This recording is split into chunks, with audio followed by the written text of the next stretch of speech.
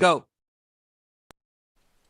3 weeks ago, our Nation Sports Show started its previews for this year's NFL season. Tonight, it is the finale of our season previews as we wrap up with the AFC East and the AFC West. Can Josh Allen and the Buffalo Bills conquer the AFC East division once again? Can they make it back to the AFC Championship game? And can they make it to their first Super Bowl appearance since Super Bowl 28? Can Patrick Mahomes and the Kansas City Chiefs continue their dominant reign at the top of the AFC West? Can they make it to a third straight Super Bowl appearance? And ladies and gentlemen, joining us tonight at 7:30 to preview this year's NFL regular season is SiriusXM host Lance Meadow. The Nation speaks to you. Next.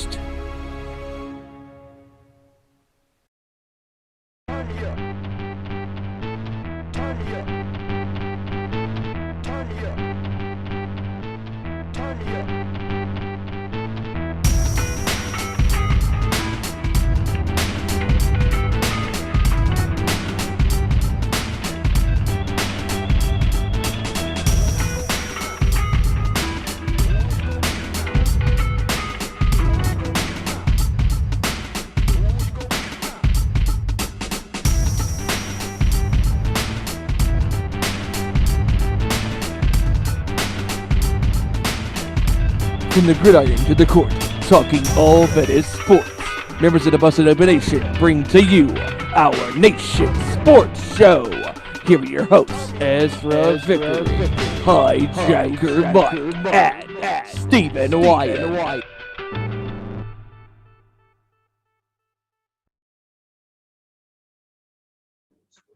What is up, everybody? We are live.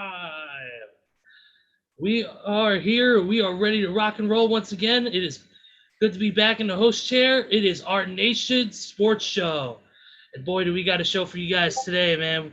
We got Steven said the intro. We got a special guest coming on at 7:30 Eastern, none other than SiriusXM's own Lance Meadow. He'll be joining us to talk a little bit of some NFL, including the AFC East and West, which we'll get into before he comes on a little bit. We got a huge show otherwise, of course, covering, of course, MMA, boxing, and all the sports all around the world. But let's get into the specifics real quick before we introduce our crew for the evening, and that is, of course, the ways you can follow us. Get us on Twitter at ON_sports show. You can follow us there. You can chat with us there as well. If you got any questions, or if you want to give us any notes, you can let us know there. Follow us on Facebook as well. Just search our Nation Sports Show in the search bar and like and share our page, please, because we definitely want some followers here, folks. And then another way you can interact with us is YouTube. You go to youtube.com and search our Nation Sports Show in the search bar.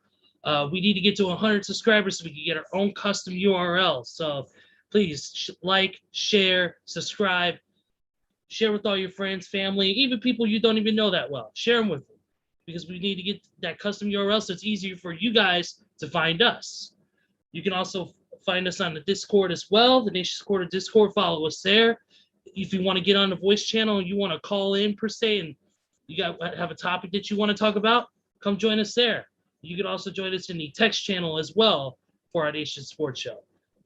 But enough of the specifics. Now that everyone knows down, let's introduce our crew for the evening. First, let's go down south to our boy here from North Kakalaki, my heavy metal brother from another mother, Stevie Wyatt. What's going on, brother? What is going on, man? You are back in the saddle once again. You're back in the host chair, man, after going to an amazing show at Rampage last week in Chicago with the return of CM Punk to professional wrestling and going to that John 5 concert. Oh, my goodness. Dude, you were riding cloud 9, brother. And it's so good to see you back in the host chair, man. So it's going to be so great covering the NFL once again, previewing the AFC East and the AFC West, and talking to our first guest since March, I believe the 17th, when we had Pete Weber, the play-by-play announcer of the Nashville Predators of the NHL. tonight, obviously, like you said, and like at the top of the hour in the intro, we have Lance Meadow coming on tonight to talk about the NFL. So it's going to be a lot of fun. Oh, absolutely, man. It's going to be a lot of fun. And also, precursor for next week, I will not be in the host chair next week as I will be out in Hoffman Estates for All Out Weekend starting Thursday. So I will be, unfortunately, not in the host chair next week. But that, of course, the host will be on a show with Stevie, are to be determined. But next, joining us this week is the man of the hour, too sweet to be sour, all the way from fresh Cali, brother. He is the host of Nation Night Fights. He is the one and only Hijacker Mike. Hijacker, what's going on, brother? What's happening? Just out here in smoggy California with all our fires going still, and trying to get some clean air, keep safe, keep cool. Yeah, been busy, so I've got a day to jump in with y'all and check out the sports scene, talk a little NFL, and maybe do a little recap of some boxing over the last weekend and talk sports with y'all, man. Let's do it. Absolutely. It's been a pretty busy week, man. And you know what? Let's get right into it. Let's get into the NFL. I know we are going to talk about the AFC East and West with Lance Meadow here in a little bit, in a little bit less than 30 minutes from now. One of the topics I wanted to get into before we get into our own discussion on this, some news that came down today involving one Ryan Tannehill. And that is that Ryan Tannehill has been put on the COVID-19 protocol list. Didn't say whether he had tested positive or not, but they said he's going to be out for 5 to 10 days due to being on that list. So they're going to monitor his symptoms. They said he's doing okay. They said because he's a veteran, he knows when to come back. So it'll be in. So that is just a little nugget of information I wanted to start off with. Speaking of COVID-19, another quick news note here is that 2 Buffalo Bills receivers have been fined for COVID-19 violations, that being Isaiah McKenzie and Cole Beasley. They were violated for not wearing masks around the team facility in certain areas. McKenzie was actually fined $14,650 for not wearing a mask around the locker room, the workout areas, and multiple times. So he has been fined. The fine was undisclosed for Beasley. So I wanted to get you guys' thoughts on this. I know this is a hot button topic. It's the whole mask mandates and everything. And overall, I want to get you guys' thoughts on the fines. Do you think that they were justified as part of, team safety? Or do you think they went overboard? What's your opinions on that? Well, I'll jump on this one with you.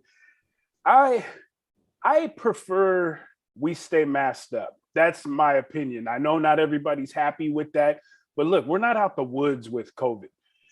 We have issues arising state by state. Each state varies. So you know what? Whether you're vaccinated or not, just follow protocol until further notice is my opinion, my statement, my word. If you're in a high caliber job like the NFL, Major League Baseball, hockey, soccer, NBA, you're making millions of dollars. Just follow protocol. Whether you like what's going on or not, just follow protocol. Listen to what the leagues are telling teams and the Players Association to abide by, whatever agreement they come to. Just follow it. Listen, it sucks wearing a mask, but you know what? It's the best thing to do for this time being, because even if you are vaccinated, you still have a chance to come down with COVID. So protect yourself, protect everybody else around you until further notice, and we can finally get through this hole in the wall we got with COVID.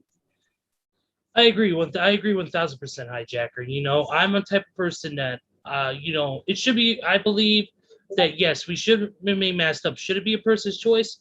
Yeah, in certain ways. But if you're around a massive group of people, if you're around, like, for instance, an NFL team, it usually starts off at 53 players? Yes. Usually starts off at, that's 52 other people that you could infect. That's like being at a rock show or being at a wrestling event while you're positive with COVID. or not following mask mandates. I get it. It sucks. People don't want to do it. Masks sometimes, especially for those who get like anxiety or have, who have that type of deal, who don't like their face covered, it freaks them out. I get that. I have somebody at my job I know who can't wear a mask normally because when they put it over their face, it almost feels like they're closed in and they almost pass out. I get it. But I agree with you. I do agree because it's, if the NFL institutes a policy where you have to wear a mask and you have to keep your teammates safe, then you have to follow the rules. You're under contract to do such that. When you sign an NFL contract and you're getting paid to perform and not only perform as a player, but also perform as a human being and show respect and, show discipline. It's a lack of discipline under their code of conduct when you're not following their policies, aka a mask policy. So, Correct. Yeah. I think the players were justified in getting fined because it's a step to show that, hey, we're doing what we can to curb this in our own league. Because, like what just mentioned with Tannehill, who's now on the shelf for up to 10 days now because of him possibly testing positive. That shows right there that they need to stay safe. And the best way they could do it is by staying masked up, staying socially distanced, and following all guidelines and policies that the NFL and their local. You signed a contract to be on a team. If you are not following a business's guidelines and protocols, well, then in my opinion, you do deserve to be fined. I mean, again, do I think should it be a person's choice when they're not, if you're not under a business like that? Yes, absolutely. But at the same time, if you are, on a team in any sport, if you're at a job, no matter where you work at, or if you're a professional athlete, if you're a musician, if you're an actor, or whatever company, whatever your job title is, if you do not follow that business's guidelines, well, then you're in their fair game because they had the right to fine you. I mean, okay, look at the New Orleans Saints. The New Orleans Saints were the first team to announce that you have to be vaccinated or have a negative COVID test to be at these games. Yeah, it sucks, but that is their right as an organization. And it's also the mayor's right to say, hey, this is what's going to happen. If you don't like it, then don't even come. I mean, I don't agree, being masked up again, but at the same time, we got to do what we got to do. Absolutely. Very true. I agree 1000% on that, Steven. It's just, I know people are tired of following it because we've done this for over 19 months now. And I get that. People are impatient. People want to live their lives normally, and we're trying. But when you start seeing things like the Delta variant come forward, and you start seeing even vaccinated people getting sick, luckily not as bad, but still, you're still seeing them get sick. Yeah, it's like last week when Corey Taylor broke the news that he came down with COVID. It's like he said, dude, even though I'm vaccinated, this is the worst. I've been sick. I mean, it's all a matter of your immune system and all that, and we know that. But correct. I don't want to get too much into the politics of it, but because to me, this is a politics-free show. But I think, like I said, they were justified in finding him just to say, hey, look, you guys are you're signed a contract to be on this team. You're signed a contract to follow the rules and guidelines that we put in place. Do that, or further consequences will be implemented. Exactly. It's as simple as that. They don't want other people doing the same thing. They don't want to leave a bad example for future players in general if this stuff continues throughout the next year or so. And if you remember when that report came out back in the early part of the summer, 80% of the league was vaccinated and the other was not. And players are like, oh, you can't tell me what to do. Well, you're a professionally paid player, right? So they can tell you what the hell to do because that is their right as a business, as an organization, as a company. Absolutely. One other thing before we get into the AFC East and West discussion, Luke Wilson, who is the tight end for the Seattle Seahawks, he re-signed with the team yesterday. Well, today it's announced that he has decided to walk away from football because of what he says is a heart issue.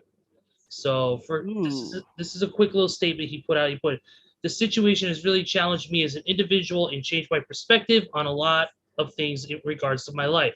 After reflecting on everything yesterday, being in the building, I've decided it's time for me to begin with the next chapter of my life. So that leaves an open spot on an 80-man roster, and it's a little bit of an issue with their depth on that position now, because Colby Parkinson is currently out with a foot injury that's going to sideline him up to September 12th. Oof. So they're in a little bit of a bind right now as far as that goes. A couple of quick career stats for Luke Wilson. In 102 career games, he's had 11 catches for 1,307 yards and 11 touchdowns.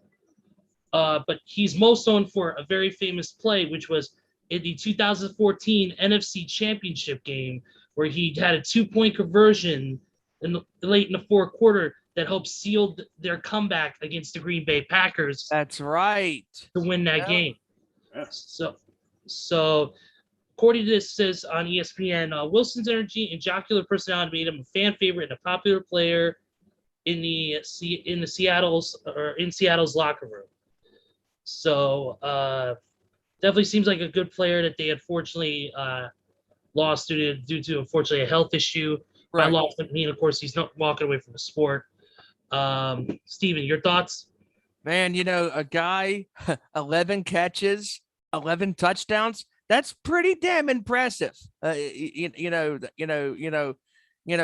every time he caught the ball, he was Mr. Reliable. For Russell Wilson. And like you said, having that famous catch in the NFC Championship game back in 2014 against Green Bay to seal that comeback. He was a part of that comeback for a reason, because Russell Wilson believed in him, that he could trust him, when they practiced, throwing the ball and all that stuff and calling out plays, that when his number was called, he would show up and he would do his job. So it's a huge loss for Seattle to lose a player like that. And, it sucks, that happened to Luke Wilson. I mean, man. Yeah, absolutely. Hijacker, you got anything you want to say?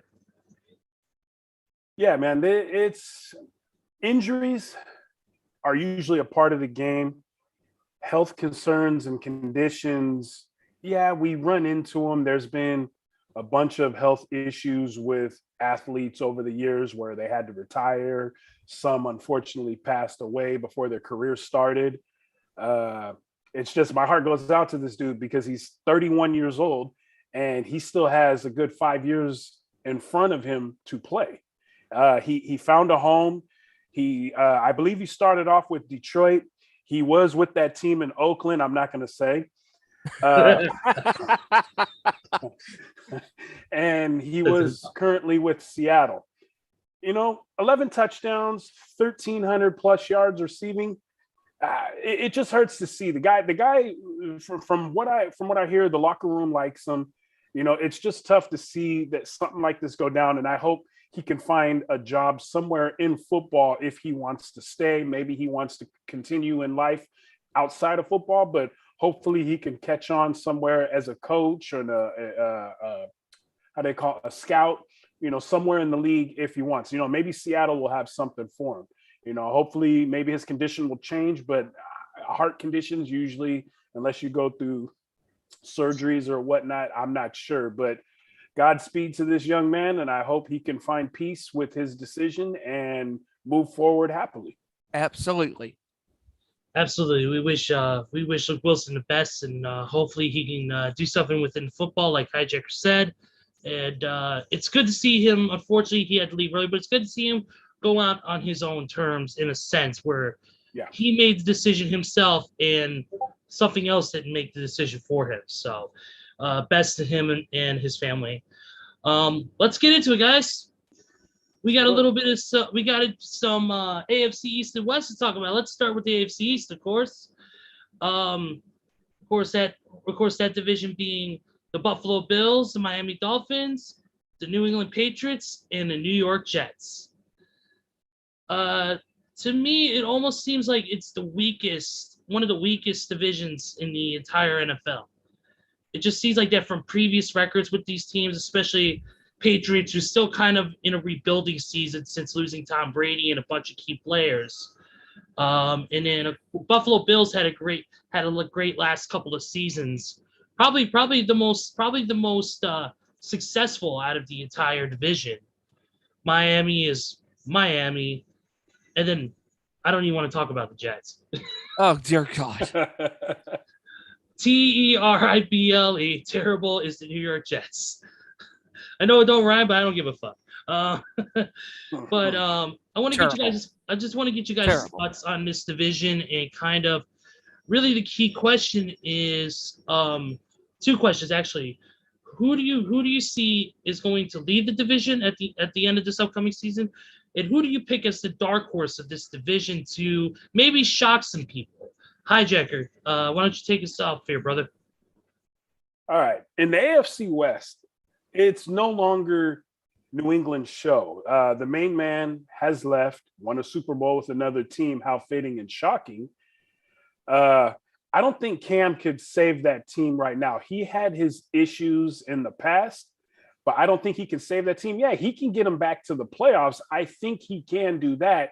But is New England's days done? Is Belichick's days done? It's remained to be seen. My division winner here is going to be the Buffalo Bills. They were strong last year. I see them taking it all this year, and my sleeper is going to be Miami because they started off slow last year, but they picked it up, and they showed themselves as a worthy opponent last year.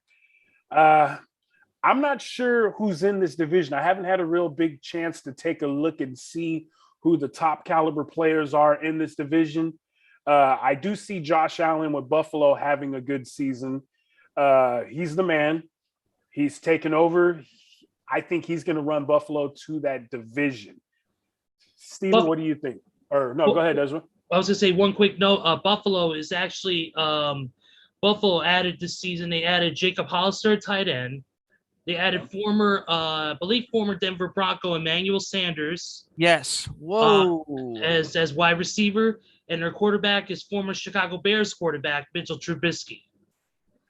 So he's a backup. Interesting. Yes. They also have some major additions. What is it? Gregory Rousseau? Yeah. And Carlos Boogie Basham? I believe so, yes. To help with that defense. So, yeah. So, we'll see, man. Yeah. So, it's going to be interesting. Steven? Okay. It's Buffalo's division to win. And it's also their division to lose because to me, they are the superior team in the AFC East. The Patriots are not what they used to be because Tom Brady is no longer with the organization. Cam Newton is now the quarterback. He should be on the Giants. I digress. But Cam Newton is not going to be the answer to the Patriots' problems this year. I mean, yeah, I know he didn't have a full played season with him last year. Well, now he's back with the team again this year, and it's his time to try to answer those critics and tell them, hey, this is my team. And I'm sorry. I mean, as great as Belichick is, I think when Tom Brady went to Tampa Bay last season and he won that Super Bowl with the Buccaneers, that right there proved who was the greatest of that team. Yeah, I know Belichick had a hand also in those Super Bowls with Brady as well, but Tom Brady is the GOAT of the Patriots. I'm just saying. But anyways, back to the AFC East. New England, I think they'll do okay this year. I think they'll probably finish. I'll say 9-8. It's not going to be pretty. I would say Miami, like you said, Hijacker is my sleeper team. Nobody saw Miami doing what they did last year. I mean, like you said, they were slow picking up the pace. And then towards the end of the year, they became a very, aggressive opponent. Yeah, an opponent that nobody didn't want to face because Miami had a chance to get in the playoffs. And they just barely missed it. Barely. Yeah. And I think Miami could get back in the playoffs. And I mean, Buffalo, my God, you got Josh Allen at quarterback. You got Beasley at receiver. I mean, that right there is a 1-2 punch. And Buffalo this year they're going to be a great team this year. Their defense was solid last year. I think it'll be good again this year. I think their offense will be really good this year.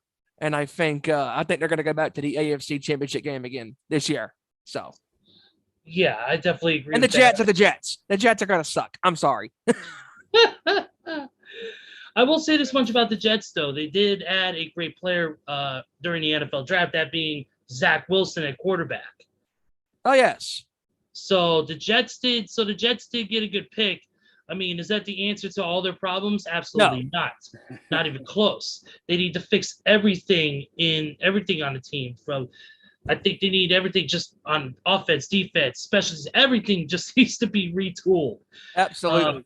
But I agree with you. Buffalo is the team to beat in that division. I think just overall they've been a strong team the past couple of seasons. You've got like I said, to be the team overall has been great. They play great football, offensively and defensively. They've done really, really well. Like you said, and as far as Miami, yeah, I agree. Sleeper team as well. I agree. They're the dark horse that could take it from Buffalo. I mean, this is Buffalo's Division 2 win and their division to lose.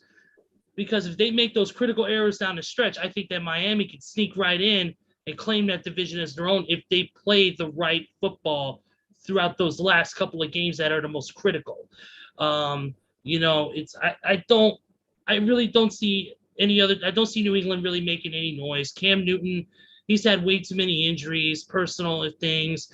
It's just, to me, I think in the overall spectrum of the division, to me, New England, New York, I'm not even thinking about them. It's basically a runaway division between Miami and Buffalo. So yeah, the only good thing New York has, in my opinion, I don't even know if they say it anymore. Jets, Jets. I haven't heard that in 20 years. But I digress. Trust me. It's better than anything the Cowboys could come up with. Now let's move forward. Moving on to the AFC West, which of course this division is of course the Denver Broncos, Kansas City Chiefs, the Raiders. I'm not going to say their name. Who? And the Chargers as well. I mean, come on. If you look at this, do we really have to say much? Come on, Kansas City. We all know this is Kansas City's division to win. And I'm not saying the other teams suck. I'm not saying that by any stretch of the imagination. But if you look at, you still have a majority of that team, of that powerhouse team still left to Kansas City, including Patrick Mahomes, who has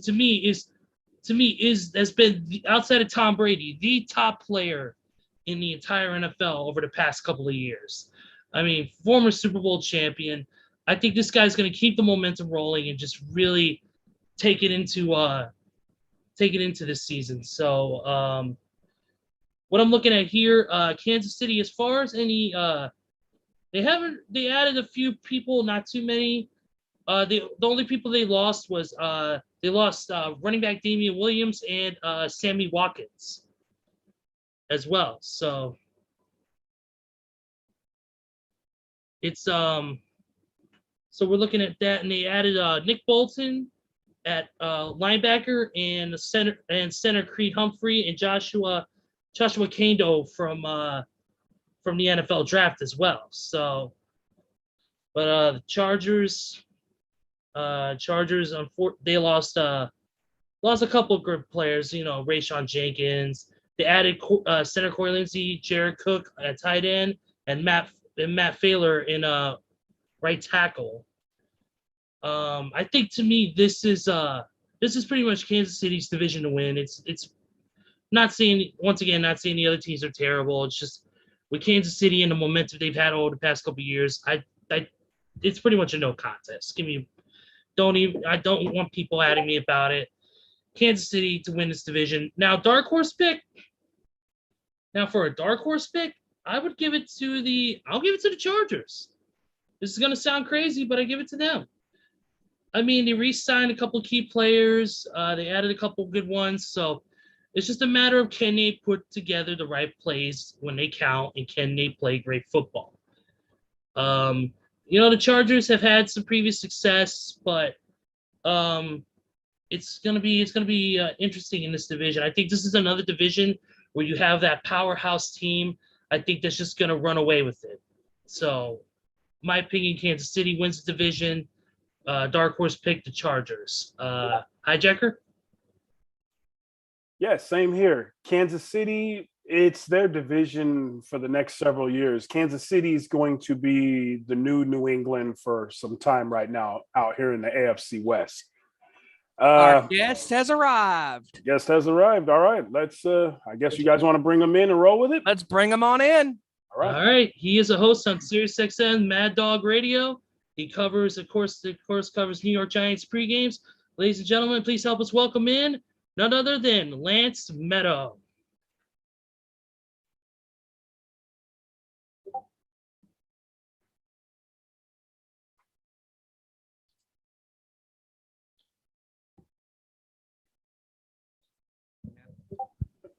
There he is. There he is. Lance, welcome to our Nation Sports Show. How you doing, buddy? I'm doing great, guys. How's things with you? Doing great, brother. How you doing? I'm doing very well. Looking forward to being back on the program. It's been some time. Yes, it has. I know, man. Thank you for joining us again, Lance. No, it's a pleasure being aboard. Looking forward to chatting about some NFL action as we're finally closing in on the start of the season. It's been a long journey. Absolutely. Oh, Definitely. Especially after, we had a shortened season recently. And of course, now we're getting back into the groove of things, really getting back into some really good football. Teams are really starting to come together. The one thing I want to talk to you about first, Lance, my first question for you is, we know preseason started. It's really too early to kind of predict on who do you think the best teams are going to be this season. But from your perspective, being on SiriusXM, talking about this all the time and, really just having a great knowledge of this sport, from the few games that we saw already, who are some of the teams that are really showing who they are and kind of just, that could make an impact this season? Well, I'll go with some teams that missed the playoffs last year, guys, that I think are going to bounce back and make some noise, because I think those are the teams to really watch out for. The usual suspects, we pretty much know. Kansas City, I don't think you really need to monitor the preseason to determine whether or not the Chiefs are going to be in the thick of things, and the Tampa Bay Buccaneers, for example. But there's three teams that intrigue me. So let's start there. Number one, I really like the Los Angeles Chargers this season. I think Justin Herbert with a much improved offensive line. They finally went out and they said, we got the franchise quarterback who dealt with pressure last season and thrived. Now we're going to protect him.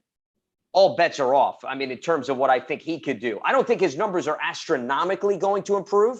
Don't misinterpret my words. But I think that he's not going to have to do as much. I think they're going to be able to run the football effectively.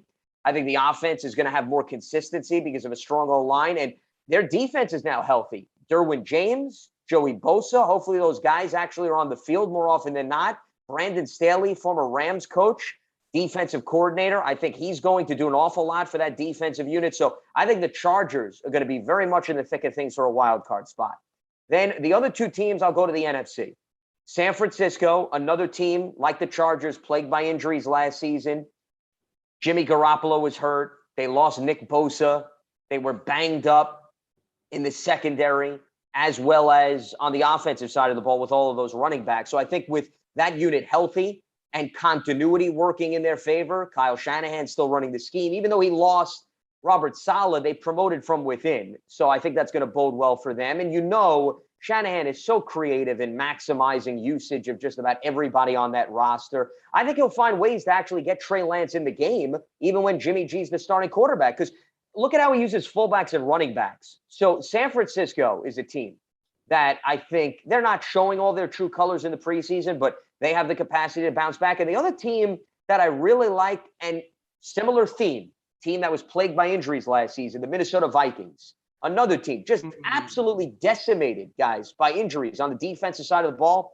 Anthony Barr, Daniil Hunter, They did not have Michael Pierce because he opted out. So those three guys are coming back. They add Dalvin Tomlinson in free agency. Patrick Peterson also was an added free agent in the secondary. And Kirk Cousins had a very respectable year last year. You know, people kill Kirk. 35 touchdowns. That's not too shabby the last time I checked. Okay, so this guy can certainly produce. You have Dalvin Cook, who's a weapon. He's not just a running back. And Adam Thielen is one of probably the most underrated wide receivers in the NFL. And I think Irv Smith Jr. is probably going to do even more production on the offensive side of the ball than Kyle Rudolph did, because I think they're going to utilize him. Rudolph was mainly a blocker. So you take all that into consideration. Mike Zimmer is very good in odd years. If you look at the calendar, he always bounces back and he has a double-digit season. So to answer your question, I know it's very long-winded, but from what I've seen in the preseason and more so what I've seen over the course of the offseason and free agency, I like those three teams out of the picture last year getting very much back into the thick of things this season. Absolutely. I was looking up for Herbert from his rookie season. He had the most touchdown passes at 31, most completions of 396. He also had the most games with at least 300 passing yards at 8, and the most games with at least 3 touchdown passes with 6. That's not too shabby for a rookie being put into a big pressure situation like this. So I do agree that the Chargers are one of those teams that could really set their division on fire if they want to. I mean, of course, Kansas City is going to be the front runner, and I agree 1,000%. I mean, come on, the past few seasons that Mahomes has been a part of this team, and that team that's been built for the Super Bowl team, and ever since then, it's been something of legend because of how good they are on all sides of the ball, offensive, defensive, special teams. They have every single weapon imaginable, and they play with great precision. So, I mean, but I'm not discounting the Chargers out by any stretch of the imagination. They've got the talent. They just got to put everything together and make the big plays when they count. Well, 7 teams make the playoffs in each conference, guys. So you don't have to win your division to make it. That's why I said I think the Chargers as a wild card team is a practical outlook and a practical accomplishment for them. You know, you brought up a lot of different factors, which I agree with. I go back to Herbert. You know, one of the numbers that I don't think you listed, and I don't know them off the top of my head, but if you do some research, Herbert with pressure last season was ridiculous. And normally young quarterbacks, guys, and what I mean by pressure is when they're facing a blitz, when they've got a lot of defenders in their face, he was excelling at that level. So just think about this. If a quarterback in his first year can handle an uncomfortable environment, now you give him a comfortable environment with more balance with respect to the run game. It's common sense to think that he should be that much more efficient as a quarterback because now he doesn't necessarily have to stress out in terms of where he's going to go with the football. So that's another reason why I'm very high on the Chargers. And I do think their defense is going to meet them middle of the road so that the Chargers don't have to put on an offensive clinic every single game. That was the biggest problem for the Chargers is, you know, they would give up a lot of points on defense, and mainly because they lost a lot of playmakers. And all of a sudden, you know, I got to get into games where you're scoring 35 to 40 points. I don't think they're going to have to do that. And you mentioned special teams. That's been the Achilles heel for the Chargers. How many games, guys, over the last few years have they lost by a field goal, by 2 points, a missed kick, you name it, right? So, you know, those are things they certainly have to get over. I think they made strides in that department last season. The problem is you didn't really see them struggle more often than not in that category because they weren't put in those close positions. They either won a game by a landslide or they were out of it in the second half. But, you know, you play a lot of close games in the NFL, and the difference between getting the 7th seed versus being the 8 or the 9 is sometimes 2 or 3 games that are decided by 3 points or less. So, yeah, that could very well be the difference this season. But I'm confident in what Brandon Staley is instilling in that team across the board. And that's why I really like their outlook. And I think they're a team that's certainly due for a bounce back campaign. Absolutely. Steven? Yes. So last time we spoke to you was back before the Super Bowl. And, you know, we, all watched that game, and Tampa Bay dominated Kansas City in the Super Bowl, winning 31-9 and absolutely destroyed Patrick Mahomes. Every sides of the ball, defense, special teams, offensive side of the ball. They won every facet of the game, and they ended up winning the game, obviously. I think Tampa Bay, with basically everybody is back on that team, I think Tampa Bay might have the best shot at repeating as Super Bowl champions and being the first Super Bowl champions to do so since those Patriot teams in 2003 and 2004. How do you think Tampa Bay fares this year at repeating as Super Bowl champions? Yeah, I don't think there's any doubt about it. I mean, as you just alluded to, they brought back all 22 starters. I mean, Steven, how many teams have been able to accomplish that? I know. Don't miss one guy. I mean, it's ridiculous. It's almost unfair. And I'm not saying they bent the rules. They did it legitimately, but it's just unreal that they had the ability to bring back all 22 starters. And part of that is it's not just the front office, guys, in all seriousness. I think the players deserve a lot of credit. You know, some of the guys took a little bit less, right, than market value because they said, hey, we believe we can win. But to get back to your question, I absolutely think Tampa Bay has a legitimate shot to repeat. I think the only thing that will hold the Bucs back is the unknown, which is the injury bug.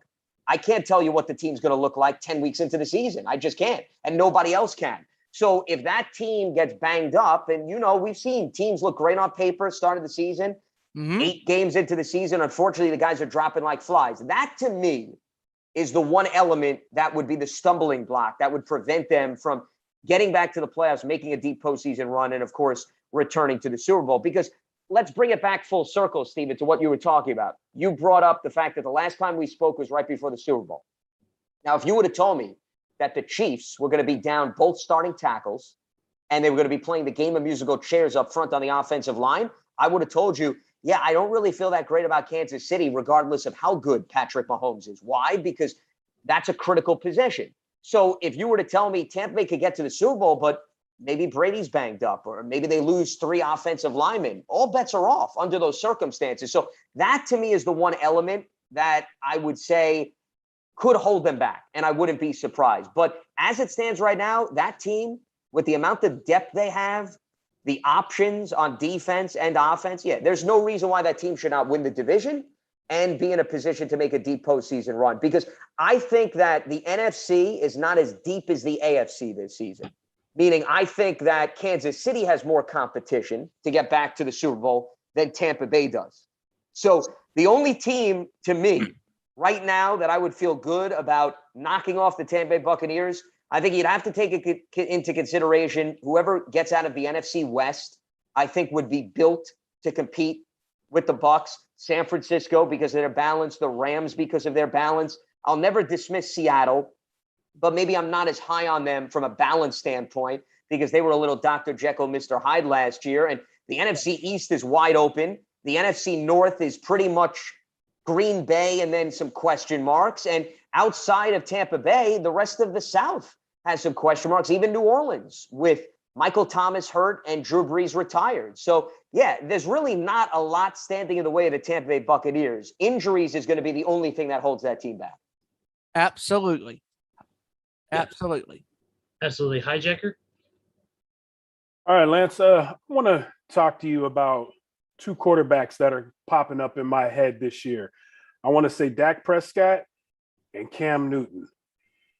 As we all know, Dak suffered a serious injury last year. I'll start with him first with you. What do you think his mindset will be, and do you think he'll be able to come back this season? Is he going to start this season? Do you think he'll come back with the same mentality that the Cowboy fans seen him play in the high level at, or do you think that injury is going to be in his head?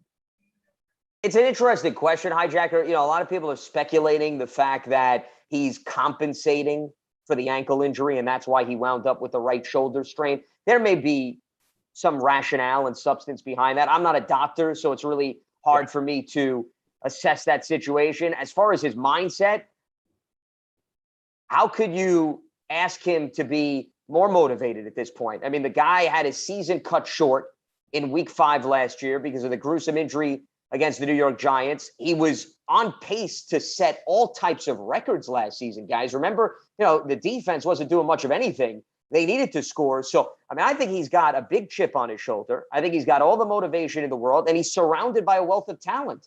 Plus, you're getting 3 offensive linemen back, which once again goes back to what we were talking about earlier with the Super Bowl. Tyron Smith and Lyle Collins barely played last season, and Zach Martin went through a number of injuries and then called it a year. He wound up playing 12 of the 16 games.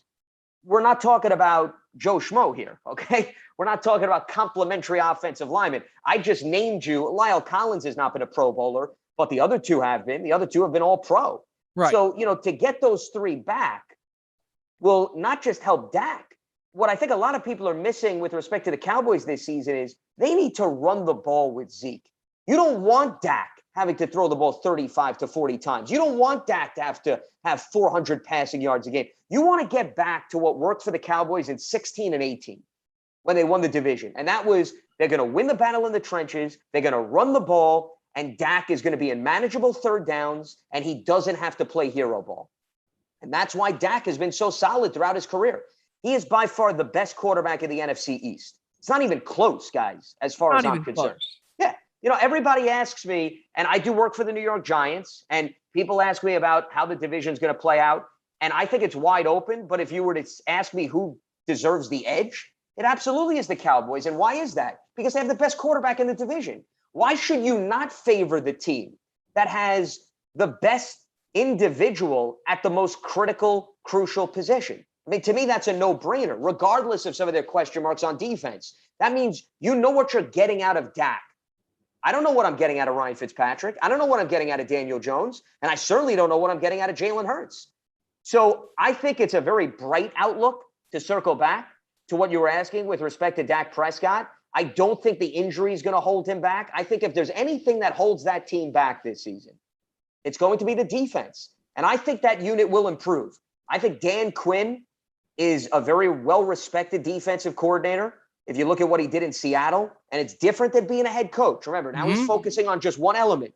There's a distinct difference there.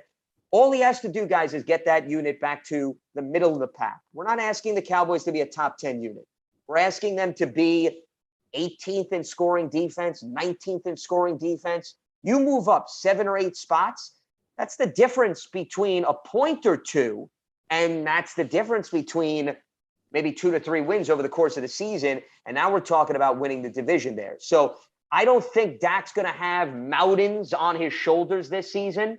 And I think as a result of that, I think he's going to be able to play very freely. And I would be very surprised, barring injury, if that Cowboys offense struggles this season. Gotcha. And my other one was Cam Newton. We saw him take over the helms in New England last year. He's not a Tom Brady. He could be up there with Tom Brady, but when he was in Carolina, something happened to him in that Super Bowl game that just knocked him off and off his rail, in my opinion. I believe he can make it back to who he was out there.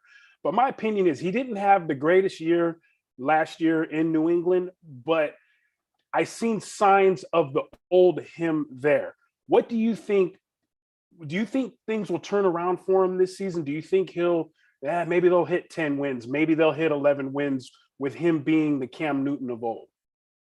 Well, I think you bring up an interesting point about comfort. Let's start there, Hijacker. I think the key ingredient for Cam is, and this is not me making an excuse, this is just the environment of the National Football League, guys.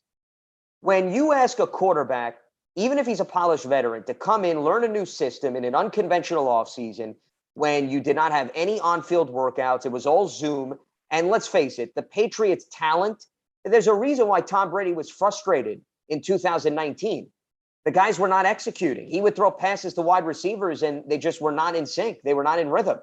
And Cam essentially inherited what Tom was frustrated over with in 2019. So now you move the calendar forward 1 year.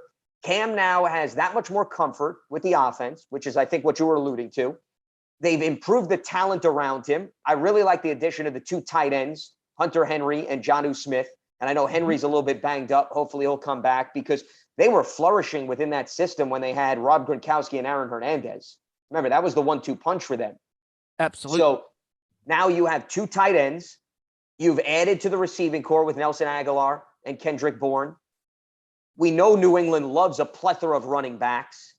And we know that they can adjust to the offensive line needs based on how quickly the quarterback can get rid of the football. So the environment's much better, to answer your question, for Cam this season. Meaning, it's not one of those years where I would look back and say, well, New England didn't do enough for Cam. The onus is now on Cam. Last year, you could point to, okay, maybe it was a mix of Cam's not fully healthy, still overcoming the shoulder injury. Cam's not comfortable. New England didn't upgrade enough talent. That's fine. I'll give you that. This year, now, Cam, you got everything. Now it's a matter of can you take advantage? And I've watched some of the preseason games for the Patriots.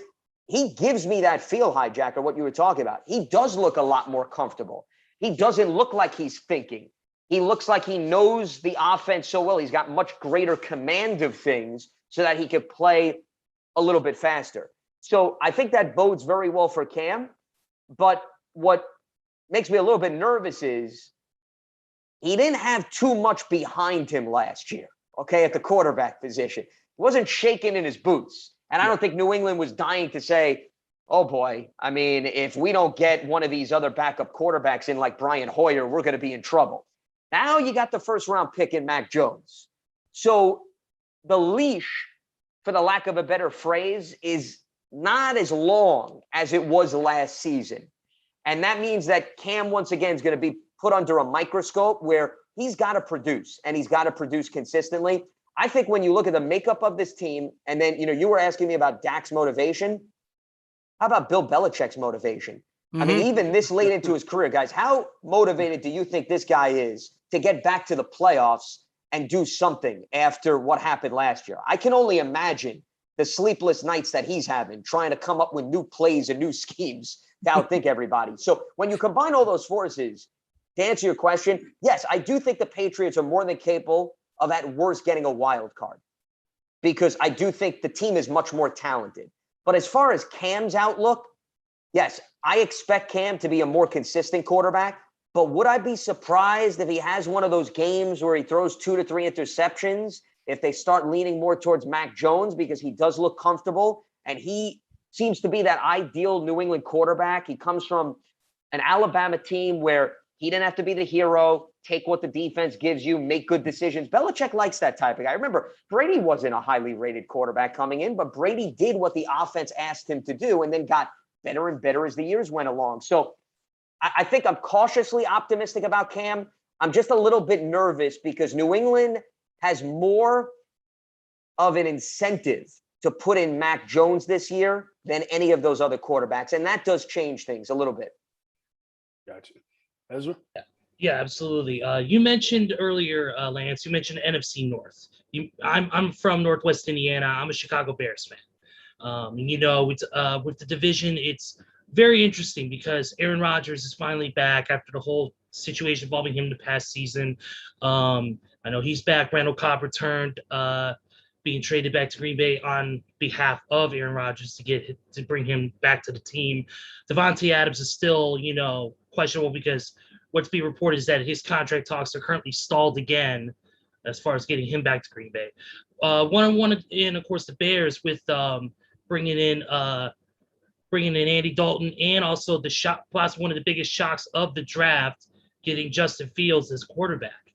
I wanted to get your thoughts on the NFC North, and I also wanted to get your thoughts on the Chicago Bears, only because there's that whole quarterback situation with Andy Dalton. There was a lot of controversy in the beginning with why was Andy Dalton, doesn't have the best winning track record as a quarterback per se, starting over a guy who's had better numbers in college than he does, in Justin Fields. So I kind of want to get your opinion on that and the NFC North, like you said, with all those question marks.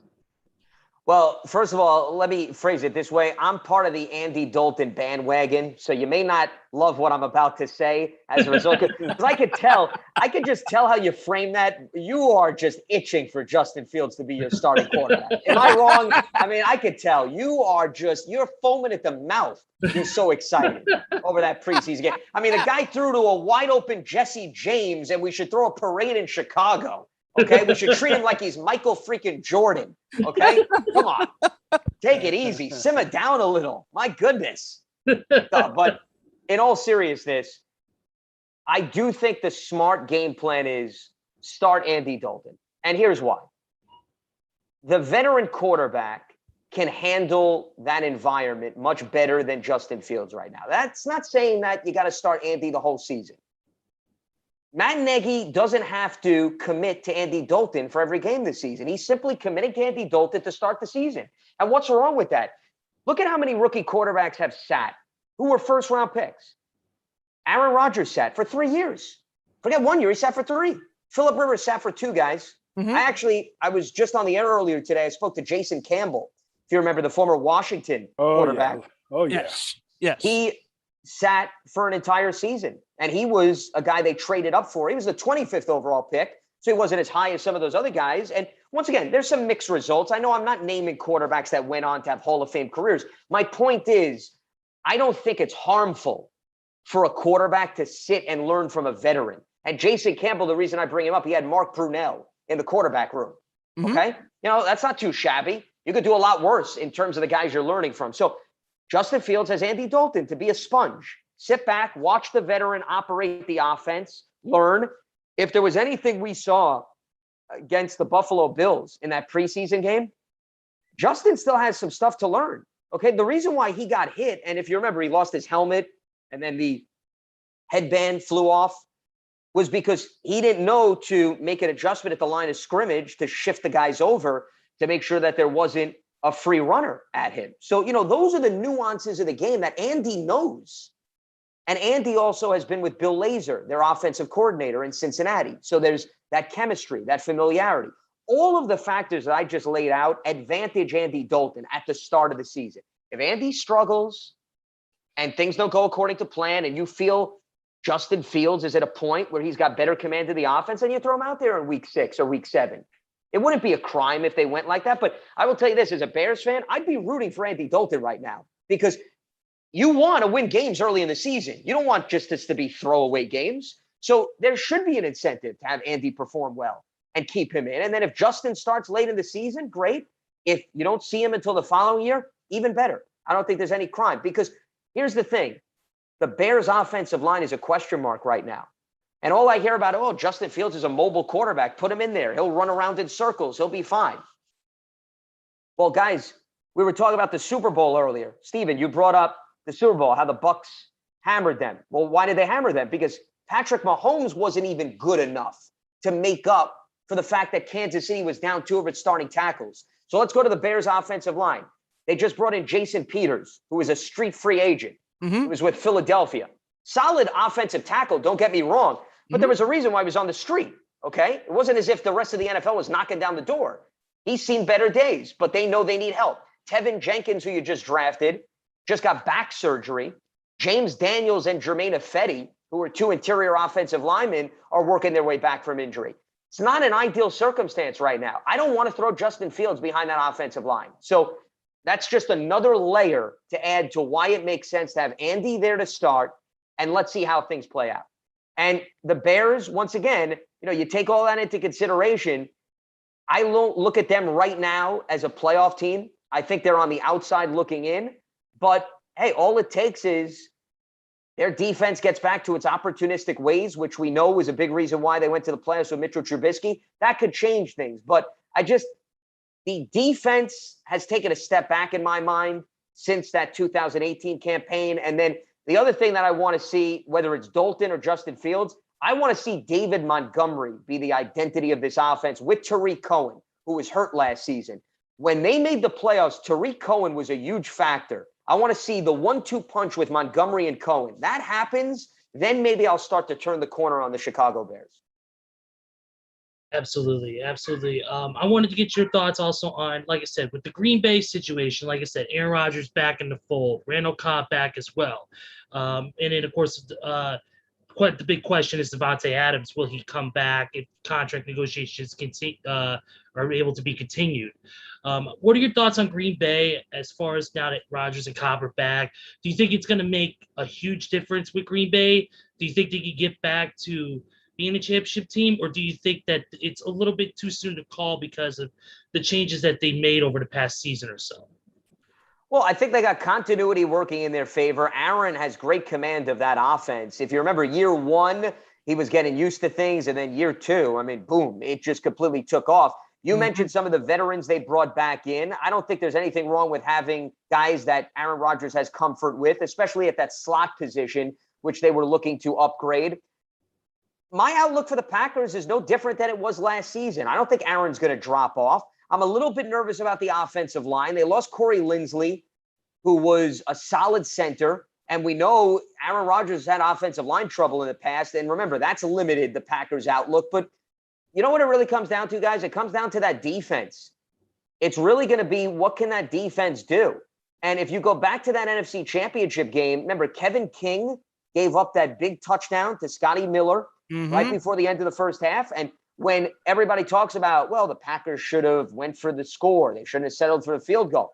Well, maybe you wouldn't even have been in that position if you wouldn't have given up that big score right before the end of the first half. This is where, I always argue with fans. Don't tell me about what happened in the last 5 minutes of a game. Go back to what happened in the middle of the second quarter that you wish didn't come to fruition. That's going to come back to bite you. And there's a perfect example with the Green Bay Packers. So, when you ask me about the Packers, they've got all the offensive weapons known to man around Aaron Rodgers.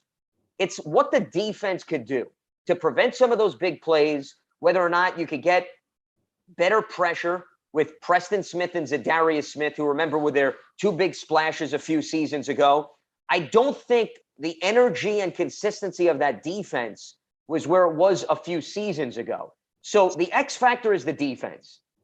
How much pressure are you going to put on the offense in big games? Or are you going to maybe make it a little bit easier on Aaron Rodgers and company where they don't have to get into an offensive clinic? I still look at the opposite side of the football more so than I look at Aaron Rodgers and the offense, because based on the personnel you listed, Aaron has done better even with less. So now that you're bringing in Randall Cobb, who's an experienced wide receiver, and you have the development of your tight end, I'm not concerned about the Packers offense. I'm more questioning what's going to be brought to the forefront on the defensive side of the ball. All right, Steven? So I want to switch over to the AFC North. And last year, Cleveland shocked the entire football world by doing what they did last year and making the playoffs. And God knows how long. It's been years since Cleveland has made the playoffs. And, Cleveland last year had one hell of a year. I mean, Mayfield, the way he was playing, believing in his team, believing in his players, that 1-2 punch at running back. My God. I mean, Hunt and Chubb. I mean, those guys were just killing everybody. I mean, they were just, the offensive line was blocking for them really well. The offense was playing great. And, I know a Cleveland fan out there, Anthony, will sit here and say this, that they didn't need Odell Beckham Jr. last year in that second half of that year, because they flourished and they had a great year and they made it to the playoffs. And they were a few plays away from shocking the NFL again and taking out Kansas City and moving on to the championship game. I mean, they had a remarkable year, and in Baltimore, with Lamar Jackson, last year, and not having a great year at first, and then Baltimore got hot, and then they made the playoffs. They knocked out Tennessee in the wild card game. Then they take on Buffalo, and that one throw changed the rest of the game with the pick six, and Buffalo goes up 10-3, and that right there just changed the course of the game. And Pittsburgh, I mean, everybody thought, Pittsburgh's going to be the dog. They're going to be the top dog in the AFC North again. And then Cleveland, obviously, last year smacked them in the mouth in the wild card game and knocked them out of the playoffs. And how do you think Cleveland? It's a three-part question. First, how do you think Cleveland is going to do this year? Can they make it 2 years in a row going back to the playoffs? Can Lamar Jackson learn from his mistakes last season? And is Cleveland? Is this their year to knock out Pittsburgh at the top of the AFC North? Well, if you were to ask me in the NFC, the deepest division is the NFC West. If you were to ask me the same question in the AFC, I would say it's the AFC North. Cleveland, Pittsburgh, and Baltimore are all contenders, which you just listed. And I don't think Cleveland's going to fall off. I think this is a legitimate contending team. I don't think it was a flash last year. I love what Kevin Stefanski has done. I'm a bit biased. He's a product of the Ivy League. League that I cover very closely. So I'm always going to root and cheer for those individuals to thrive. But in all seriousness, I think he's backed that up. I think that he had a game plan in play that fit his quarterback, Baker Mayfield. And there's a reason why Baker had a really good second half of the season. The job that Baker and Alex Van Pelt, the job that Stefanski and Alex Van Pelt have done for Baker was a huge reason why he turned the corner. Because Baker's flashed. I mean, going back to his rookie year, the problem with Baker Mayfield is he just didn't have consistency and continuity in the coaching staff. So you finally give him that. And now he's going to be working within the same offense for the second straight year. They also improved the offensive line. Now, that was huge. Baker, the reason why he fell off as a sophomore, part of it was his decision-making. But look at how many times Baker was sacked his second year in the NFL. It was ridiculous. Right. And you put any quarterback under those circumstances. I also love what Cleveland has to operate with on defense. Myles Garrett, we know what he could do. Jadeveon Clowney, they're taking a flyer on. But here's the beauty for Clowney. Clowney doesn't have to come in and be the hero. Clowney could come in and be a complementary piece.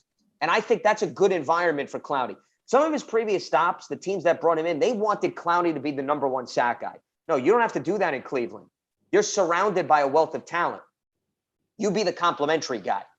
And he'll probably have some favorable matchups because everybody's going to draw their attention to Myles Garrett. I also love the fact that they brought in two guys from the Rams secondary, John Johnson III, and that's going to be a significant loss for the Rams, and then Troy Hill. So those are two guys that played integral roles in Brandon Staley's defense for the Rams. Now you add that to Denzel Ward and Greedy Williams, who are banged up. Greedy didn't play at all, but Ward also missed some time. So there's depth. There's playmakers at every level of that Cleveland defense. That unit, I think, is more than capable of making noise in a tough division where you got to be physical. You have to get after the quarterback and you have to stop the run. So for all of those reasons, yeah, I do think Cleveland can contend for the AFC North title. I don't think that's crazy. I will never write off Pittsburgh. I know people are putting up the RIP signs. They are waiting to hold the funeral services for Mike Tomlin and company. And I hate to be the bearer of bad news for all of you haters and doubters, but the Steelers have never had a losing record since Mike Tomlin took over as the head coach in 2007. Now, could this be the year? Absolutely it could, but I'll go with track record over this being the unique year. Nobody's saying that they're going to win the division, but they're going to be in the thick of things. My worrisome concern for the Steelers is the offensive line. I mean, they really just completely revamped that entire unit. Mm-hmm. So I really need to see that group perform for a few games before we know what we're working with. And then I want to see them run the football. Okay, Ben can't throw the ball 40 some odd times a game. It's just not going to work. And they got to be able to run the ball in the red zone, which was a killer for them. How many times did I watch the Steelers? They got down inside the 20, and then you got smaller spaces to operate with, and Ben is trying to throw it into tight quarters, and they're not getting anywhere, and they're settling for field goals. So they got to win in the trenches, and they got to be able to run the football. I don't think their defense is going to fall off because Alex Highsmith, underrated draft pick, who's going to replace Bud Dupree. He flashed late last season. Alex Highsmith, I'm very high on him. He's going to be the perfect complement to TJ Watt. So I don't think their pass rush is going to fall off at all. And the Steelers' defense is going to keep them in games. They may be a little bit up and down on offense for the reasons I just outlined, but they're going to do some damage on the defensive side of the ball, and that's going to keep them relevant. And then we go to Baltimore. Baltimore, you asked about Lamar Jackson. He's going to learn from his previous mistakes. Lamar's a unique quarterback. Lamar's never going to be a true pocket passer. I just don't see that happening.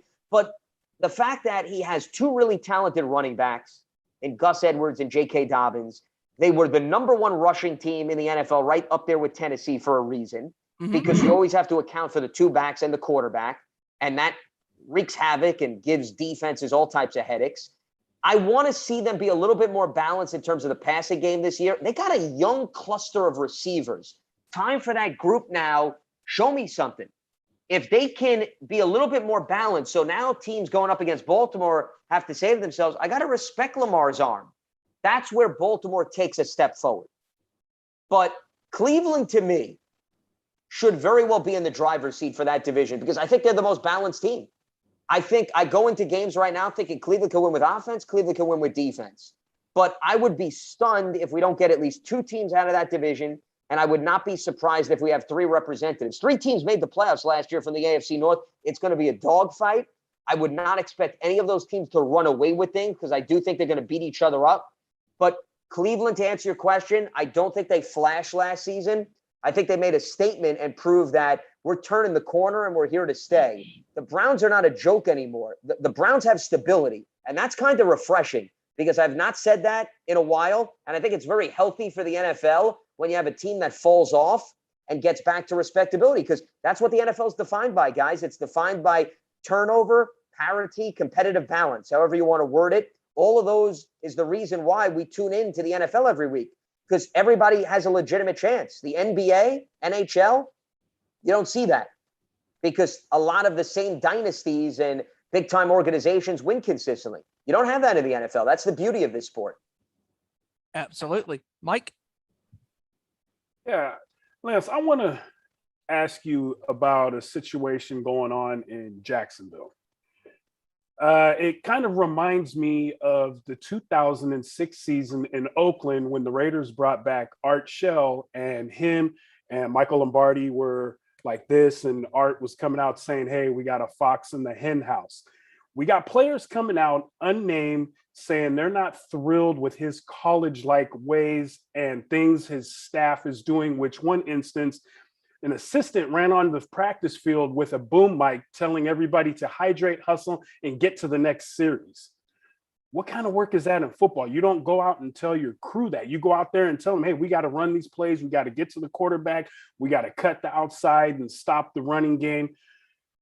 What, in your opinion, what's going on out there in Jacksonville with Urban Meyer? It reminds me, actually, guys, a similar conversation for the Giants, a team I cover very closely. If you remember, at this time last year, everybody was going crazy because Joe Judge was making his team run laps and the coaches were running laps. And they said the same thing, Hijacker. They said, this is not going to go off. It's going to rub players the wrong way. These are young men. They're not going to be able to handle an individual telling them to be conditioned and this and that. And I'm not saying that the Giants had a fantastic season last year, but I think that was blown out of proportion. I think some of this with Jacksonville, it's the same thing. We need something to write about around this time of the year. They're in rebuild mode. So, expectations should not be high for Jacksonville to begin with. They should be focusing on, do you have an offensive line to protect your young quarterback? And are you going to have a scheme that will allow him to flourish? That should be the biggest priority. Whether or not you got a guy running out on the field with a boom mic and some of these veterans who are a little bit surprised because this is how Urban Meyer is running things. Yeah, Urban's coming from the college culture, and he's going to have to make that adjustment. He's going to learn fast that things that you do in college are unnecessary, and some things that you did on the collegiate level are actually going to be helpful, and maybe it's needed for the sake of discipline. But no, I don't really think this is a big thing. At the end of the day, here's what it comes down to. In the National Football League, and I get it, we're all yearning for football, but I laugh when you see, I'm sure, for all the teams that you guys love, you see the reports coming out of preseason camps. This guy threw 7 of 11 for 95 yards and a touchdown. He was picked off twice. He didn't look good. Who cares, really? And I mean that with a great deal of substance and value. You're going to be judged what you do in the regular season at the end of the day. We could sit here and overanalyze preseason training camp practices. It's show me time once the regular season starts. So to get back to your question, what does Urban Meyer do to win football games, Hijacker? That's the $1 million question. It's not about what's going on right now in the dog days of summer. It's about, can he, from a football mindset, can he translate his success from college? And in order for him to do that, he's going to have to coach up his players. He's going to have to develop his players. And he's going to have to make good decisions from a business standpoint because he also has a lot of influence as an executive. So all of those things, that's going to determine Urban Meyer's outlook. It really doesn't matter whether or not they're rubbed the wrong way because some guy came out with a boom mic to tell them to hustle to their next workout in training camp practice. I mean, these guys, at the end of the day, these are adults, okay? College is over. If you can't handle somebody telling you to hustle or move, and you're going to get so touchy-feely, then you're not going to last in the NFL, okay? This is not rainbows and lollipops. We're all not holding hands and singing Kumbaya, okay, and putting up the peace sign, okay? This is professional football. And I laugh at when we make such a big deal over these headline-stealing topics when at the end of the day, they don't really mean a whole lot. What matters is what he's going to do as a coach from an X's and O's standpoint. Tell me what happens there. If he doesn't succeed there, that's the reason why, Hijacker, he's not going to pan out in the NFL. To me, it's not going to be whether or not, guys couldn't handle his approach during one lousy training camp practice. Yeah. My opinion is you got to get your veterans, even your rookies, to buy into your program. Sure. I agree with you there. I wholeheartedly agree with you. And that means that you have to be careful, to your point. You don't want to rub them the wrong way so that when you try to get a message across, to your point, in week 5, they're thinking about what you ran in training camp. I agree with you there. But here's what I will say. When you start winning football games, I think players respond to that. And I think they give the coach more leeway. So they may say, you know what, I don't love his approach, but you know what, it's working. We're winning. So that's why I always go back to show the team you can win football games. Show them that what you're preaching transfers over to the field. You do that, they'll buy in. You don't do that, it doesn't really matter at the end of the day. Yeah. Let's go ahead and send them the playbooks of last year's Miami Dolphins and Cleveland Browns. I think that would be a step in the right direction in terms of looking at a blueprint for what works. Absolutely. Next, I got for you. Out here in San Francisco, I'm former Oakland, born and raised, but out here, the 49ers are the big team on campus out here, as you got the Raiders coming in this weekend for their first game back in the Bay Area since they left. Kyle Shanahan and his rookie quarterback, Trey. I do see him coming in sometime this season. I wouldn't start the season with him. I'd let Garoppolo get in there and start. Now, I don't know, man. Let me know if you think I'm wrong, but somewhere in my mind, I feel he's going to do that dual quarterback thing. He may throw him in there to give him some feels.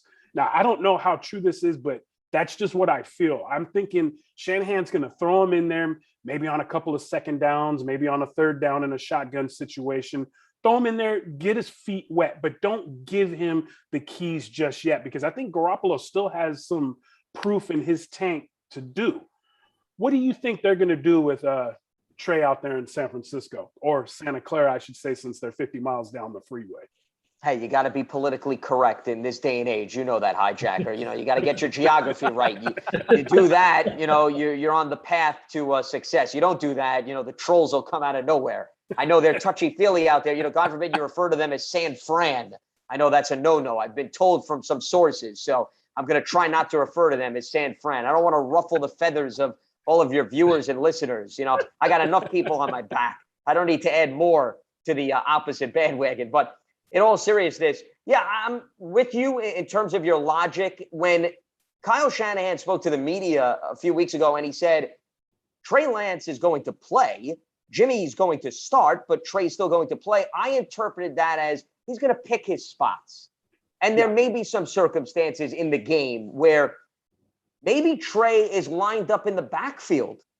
I don't think he may be in the quarterback spot. See, I'm thinking more of he's going to try to keep the defense on its toes to think maybe Jimmy throws a pass in the backfield to Trey, and then you have to account for Trey throwing it to a wide receiver down the field. I think he wants to use Trey in a way that doesn't take away from Jimmy, doesn't cause distraction, but utilize him as a weapon so that the defense has to think twice about where their eyes are going to go. Very much, if you see, he does a lot of pre-snap movement with his running backs, his fullbacks. That's how I think he'll utilize Trey Lance. I mean, I'm also thinking with the Ravens, if you remember, when they had Joe Flacco and they drafted Lamar Jackson, there were plays where Lamar would come in and Joe would run out to be a wide receiver, and you could tell he was very excited. I mean, he was so animated to run out there and line up as a wide receiver. I mean, the guy was going to run through a brick wall, it seemed, for John Harbaugh. He was so excited. He was basically telling him, get the hell out of here.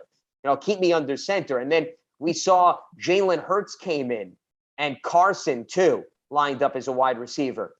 It, to me, is going to be more in line with the Drew Brees, Taysom Hill dynamic, more so than the former two that I named, because Sean Payton was of the mindset, and I wasn't a fan of this. I said to myself, why are you taking Drew Brees out of the quarterback position? He's your best quarterback.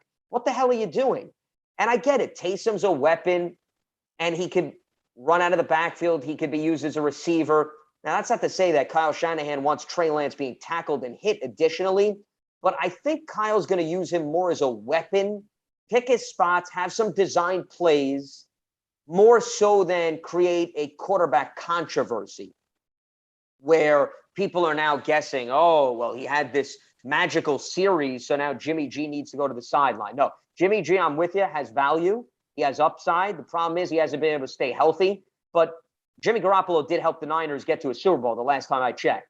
So there's gas in that tank. I think the Niners, and another reason why I like drafting a quarterback is I think they want to be better prepared if Jimmy G can't hold up, that maybe you have a young, promising guy that adds a new dynamic to the offense because he has that mobility factor that can come in, help you win football games, and keep your team relevant in the playoff discussion. And I do think they accomplished that. But no, I don't think Kyle's going to phase out Jimmy Garoppolo. He may pick a few spots over the course of a game to have Trey Lance in as a weapon to make the defense think. That's how I think things are going to play out. Ezra? Yeah, one of the other teams I wanted to talk to you about is the Arizona Cardinals. You know, they made some great additions over this past season, adding AJ Green to the wide receiver core, and then adding JJ Watt on the defensive side of the ball. They've also got DeAndre Hopkins as well, Colt McCoy also a quarterback position. They seem to have a great team. However, the 2020 season they were half and half. They were 8-8, 4-4 at home. Do you, with Arizona, even with the new additions to the team, do you feel like they have a chance to really make a name for themselves in their division on that retrospect? They were close last season. If you guys remember, they were borderline playoff team. They were actually in the mix for the playoffs and then unfortunately lost their last 2 games. And it was disappointing losses because of the fact that you were against divisional foes. And I really liked what I saw out of that team. Unfortunately, Kyler Murray got a bit banged up late in the season, and I think they were limited in terms of what they could run because he just wasn't a factor from a mobility standpoint. And teams caught on. They were like, well, Kyler's not going to run anymore. So, you know, we can play a different style of defense. As far as their outlook this year, you alluded to a lot of the weapons around Kyler Murray. He's certainly not lacking in that department. They have plenty of guys that I think could do damage, and they have a lot of young guys. Christian Kirk is a vertical threat. He's unfortunately struggled to stay healthy. You got some guys that could contribute on special teams and within the wide receiver core based on some of the draft picks that they had in previous years. AJ Green, you're not asking AJ to be the number one guy. You're asking AJ to be a complementary piece, and I think that's a perfect role. He's got to stay healthy, of course, but hey, that's another additional red zone target. You throw the ball up to AJ, he can win the 50-50 battles, and maybe that helps you improve your red zone efficiency. So all of that is promising. The defense, I liked what Vance Joseph did on the defensive side of the ball. This is a creative play caller who he blitzes guys out of the secondary. He'll give you a lot of different looks. Chandler Jones, unfortunately, got hurt last season. And I know there's some issues with his contract. Chandler Jones and J.J. Watt, I mean, that's a nice dynamic duo. You could do a lot worse. So to me, similar to what I was talking about Green Bay, it comes down to the defense. The consistency of this Cardinals defense. Isaiah Simmons, who was their draft pick a few years ago, can he get a little bit more comfortable? Can he develop into a consistent weapon? Some movable parts in the secondary, given the fact that Patrick Peterson's not there anymore. But, you know, you got some certainly versatility with what they're working with on the back end. It's just, I think what hurt them at times was the pass rush because you didn't have Chandler Jones and you were looking for piecemeal. You were looking for a lot of guys to make up, and sometimes they'd flash, sometimes they didn't. So Arizona's defense is going to make or break that team. I think what hurts the Cardinals, unfortunately, they're in such a deep division. You know, 3 teams from the NFC West can make the playoffs. And then again, they could all beat each other up, which was somewhat of a product of what we saw last season. And that could limit how many teams get in. Here's the thing that a lot of people, I think, overlook with the NFC West last year. They had the lucky roll of the dice where they wound up playing the NFC East. And the NFC East had such a down year. So they beat up on the NFC East. And that improved the records of a lot of those teams because the NFC East did not fare very well against the NFC West. So they had more flexibility to then beat up on each other. Because if your non-division record is respectable, you could afford to lose a game or two right within the division and still remain in the playoff hunt. They're not getting the NFC East this year. Look out for that. That could change the dynamics of how that division plays out, which means they're going to have to do much better, specifically a team like the Cardinals in the division, if they want to stay relevant within the playoff hunt. I like the Rams and the Seahawks. I think those are the 2 teams, and the Niners. So I would put the Cardinals 4th right now. And it's not because I don't like the makeup of the team. I just think it's the product of the depth and strength of that division. So right now I would classify, I think Arizona's borderline playoff outside looking in. Okay. Steven? So I want to talk about the trade that happened during the offseason with the Rams and the Lions. And to me, the Rams won this trade because of the addition of the quarterback position, as you know, you pointed out, and we all know is the most important position on the field as far as the offensive side of the ball. So having Matthew Stafford under center in LA, I think that is going to do wonders for that team because I think LA, like you said, is one of the top two teams in the NFC West with the weapons that they have on the offensive end and the defensive side of the ball, you know, and just having great players on both sides of the ball. And the Lions, you know, getting dealt Jared Goff. And I mean, Goff made the Super Bowl a couple years ago for the Rams, and they got beat by New England, obviously 13-3 in that game in Super Bowl 53.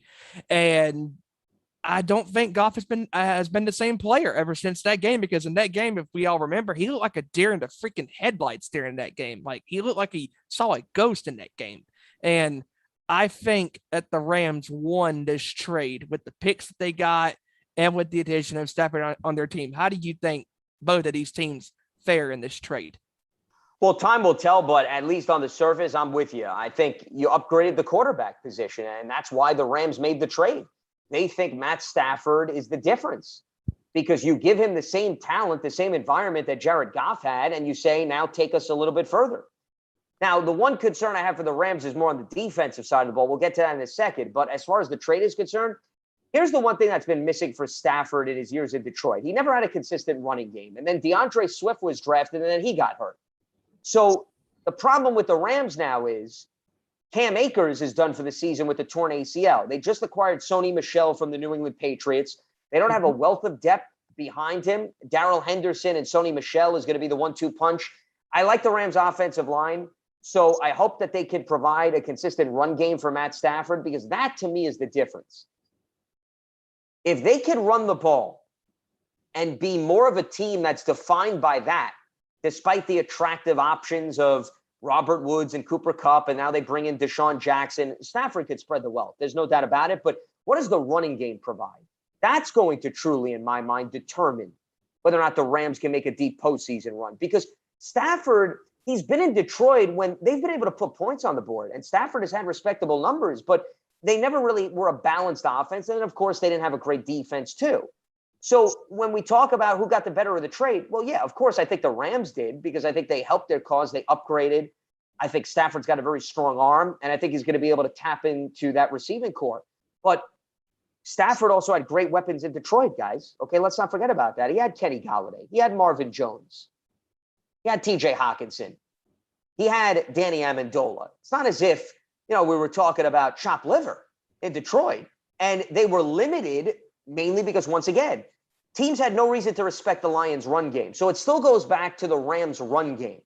That is the X factor there. And then when I was talking about the defensive side of the ball, you change defensive coordinators. Brandon Staley now is the head coach of the Chargers. Raheem Morris comes in. And I think Raheem Morris did a nice job with the Atlanta defense in the second half of last season when he took over for Dan Quinn.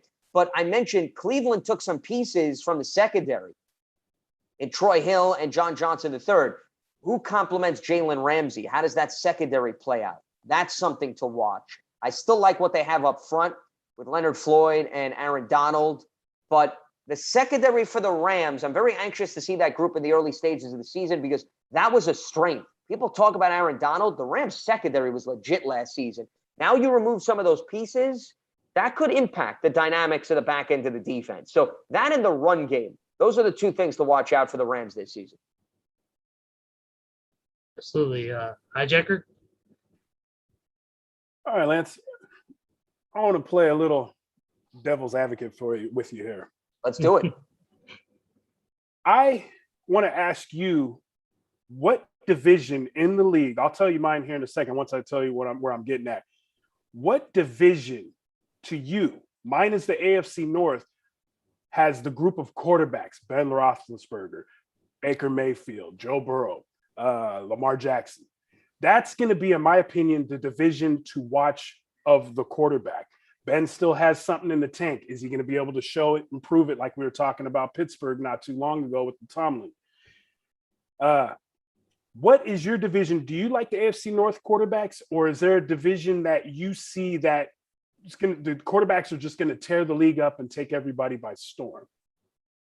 Well, I think this goes back to what we were talking about earlier with respect to the deepest divisions in the NFL. Well, why do we consider the AFC North and I threw out the NFC West? Because they also, I would say, have the best depth in the quarterback position. So I'm with you. When you look at the North, Ben Roethlisberger, Lamar Jackson, Baker Mayfield, Joe Burrow, all four of those teams, if you were to ask them, I'd say they feel pretty damn good about their quarterback situations. Maybe Pittsburgh is at the bottom because they're still searching for Big Ben's successor, because the other three guys are young. So you feel good that you have found your quarterback for a decade, whereas Big Ben's closer to the end of his career more so than at the beginning of his career. So it's a little bit different, but still, Big Ben is a proven quarterback. You can win games with him.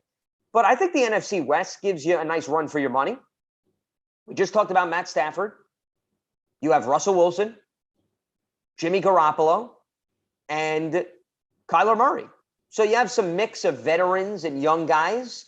I would give the edge to the North, Hijacker, to answer your question, because I think you know a little bit more of that group. But Kyler Murray was a 2019 draft pick. So this is year 3 for him. We've seen 2 full seasons. And Jimmy Garoppolo has been in the league for a number of years, maybe not as long as a starter overall, but still.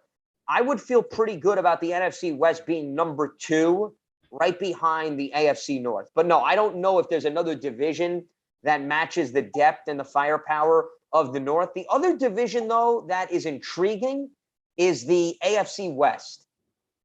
Justin Herbert now coming aboard with Mahomes, Derek Carr, and Denver.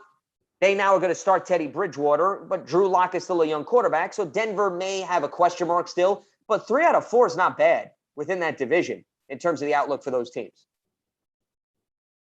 Yeah. And one last thing off of that, who do you think is going to be the surprise quarterback of this season, and who's going to be someone everybody thinks should be up there, but maybe the bust of the season? Wow. Good question. So a surprise quarterback who I think could perhaps branch out. I'm just going through my mind the different scenarios and the different environments. So bear with me here as I just try to think things through. As far as somebody that may struggle, well, you got to look at the environment, and you have to look at, whether or not you're overly concerned about the offensive line. I'm just visually bringing up the divisions because it's a lot easier as I visualize who I may be overly concerned about. Well, I'm a little bit concerned about what's going to happen with the Jacksonville Jaguars and Trevor Lawrence. Now, I know that he's a rookie, so by definition, there may be some ups and downs, but I'm not expecting him to all of a sudden continue where he left off at Clemson. So I would put him under the umbrella of, maybe people are very excited about it, but I think you need to temper your expectations based on what happens there. I would probably say maybe somebody who could flourish and not many people are anticipating. I'm going to go back to the division we just talked about. I think actually Teddy Bridgewater could have a very respectable season. Denver's offensive line has improved. I love Javonte Williams out of their backfield, who they drafted out of UNC, paired with Melvin Gordon. Royce Freeman's no slouch as their third running back, and they got a really good defense. So, that could be one of those quarterbacks where, you're not so sure. Teddy's got a good completion percentage. He makes good decisions. He's not going to wow you, but, if you're looking for a guy with a respectable touchdown to interception ratio, keeps his team in games, helps them win, I think Teddy may be the surprise quarterback when it's all said and done. I would not eliminate him from the conversation. I'll give you another one. And once again, I'm not going for the obvious here. I just want you guys to understand and the audience to understand. Ryan Fitzpatrick, I think he has the capability of duplicating the 2015 season with the New York Jets. That was the year that he had a career high. He had, I think it was 31 touchdowns, 15 interceptions, if memory serves me correctly. He had Brandon Marshall, Eric Decker, and Chris Ivory. Well, he's got Terry McLaurin. He's got Logan Thomas. He's got Curtis Samuel, Antonio Gibson. He's got a lot of nice, attractive weapons.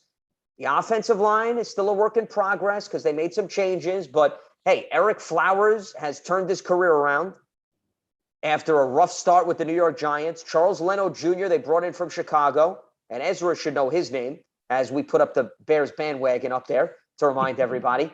And then you look at Brandon Sheriff, who is a Pro Bowl guard. So, it could be an underrated offensive line, and I love their defense. So I'm looking at the environment very similar in Denver and Washington. Ryan Fitzpatrick, Teddy Bridgewater could be two surprise quarterbacks that I would not be stunned if they keep their teams within the postseason conversation. Now, getting back to the ones that may struggle, once again, I'm a little bit concerned about Trevor Lawrence.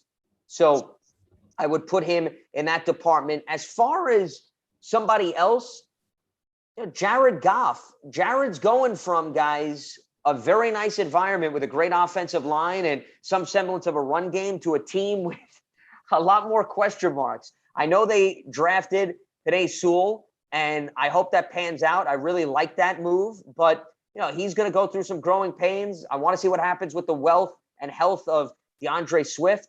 So a little bit concerned about Jared Goff and how things progress there in Detroit. Cool. Ezra? My final question is actually it's about your New York Giants. I know the Giants. Let me take a drink for this topic, so hold on a minute. Okay, I'm good now. Yeah. Okay. Clear your throat, man. Clear your throat. Yeah. That was the good stuff, by the way. Undisclosed beverage that will not reveal to the audience, but it was the good stuff. So go ahead. Yeah. Let's just get right to it, man. Unfortunately, the Giants have had some issues over the past couple of seasons. You guys have Daniel Jones now. It's been some changes offensive, defensively, but it just seems like the Giants overall just can't seem to get it together on all facets of the football. Where do you think the problem lies within the Giants, and where do you think that what they could do over this next season or so to fix those problems and get back to being a championship team that they once were? Well, I'll go back to what I said earlier. First of all, I truly believe the NFC East is wide open. I don't think there's a juggernaut. I said the Cowboys, I think, are the standard of the division because they have the best quarterback, and I think that their defense is going to improve. I think Washington may be the more balanced team because they have a much better defense than Dallas. And I think Jack Del Rio did a really nice job with that unit. Look at all the investments they made in the first round over the years. They could get after the quarterback. They could stop the run, and there's secondary benefits from that. And I do think Ryan Fitzpatrick has a good environment. The Giants are the most intriguing team in this division because they've got upside, they've got potential. But as you were alluding to, Ezra, there's a lot of things that need to fall in place for them to run away with that. And on the offensive side of the ball, it goes back to what Giants fans talk about every single year. They get together and they say, here we go again. We're talking about the offensive line. Okay. It's been a big topic of discussion. And the Giants have drafted offensive linemen over the years, specifically last year. And now it's a matter of that group coming together. You got Andrew Thomas, you have Matt Parrott, and you have Shane Lemieux, who are probably going to be 3 of their 5 starters. Well, all of those guys were 2020 draft picks. And Matt Parrott only played 15% of the offensive snaps, which means he didn't have a wealth of experience from last year. He's still a raw player. How does that group develop? Does that group show consistency? Nick Gates was a starter at center for every game for the first time in his career. And Will Hernandez is now moving from left guard to right guard after being at left to start the season and then dealing with COVID. So, yeah, the offensive line, you got youth, you got upside, but how does this group produce? They're very good in run blocking, and they proved that last year. I don't think the Giants' offensive line doesn't get enough credit. I think people just like to throw it out. Oh, here we go again, the Giants' offensive line. They ran the ball effectively, even without Saquon Barkley last season. Wayne Goldman had a very good season. The problem was the pass protection. The pass protection needs to be more consistent. And in line with that, Daniel Jones's decision-making needs to be more consistent. Because I think if you look at Daniel's season last year, he had a tale of 2 halves in one.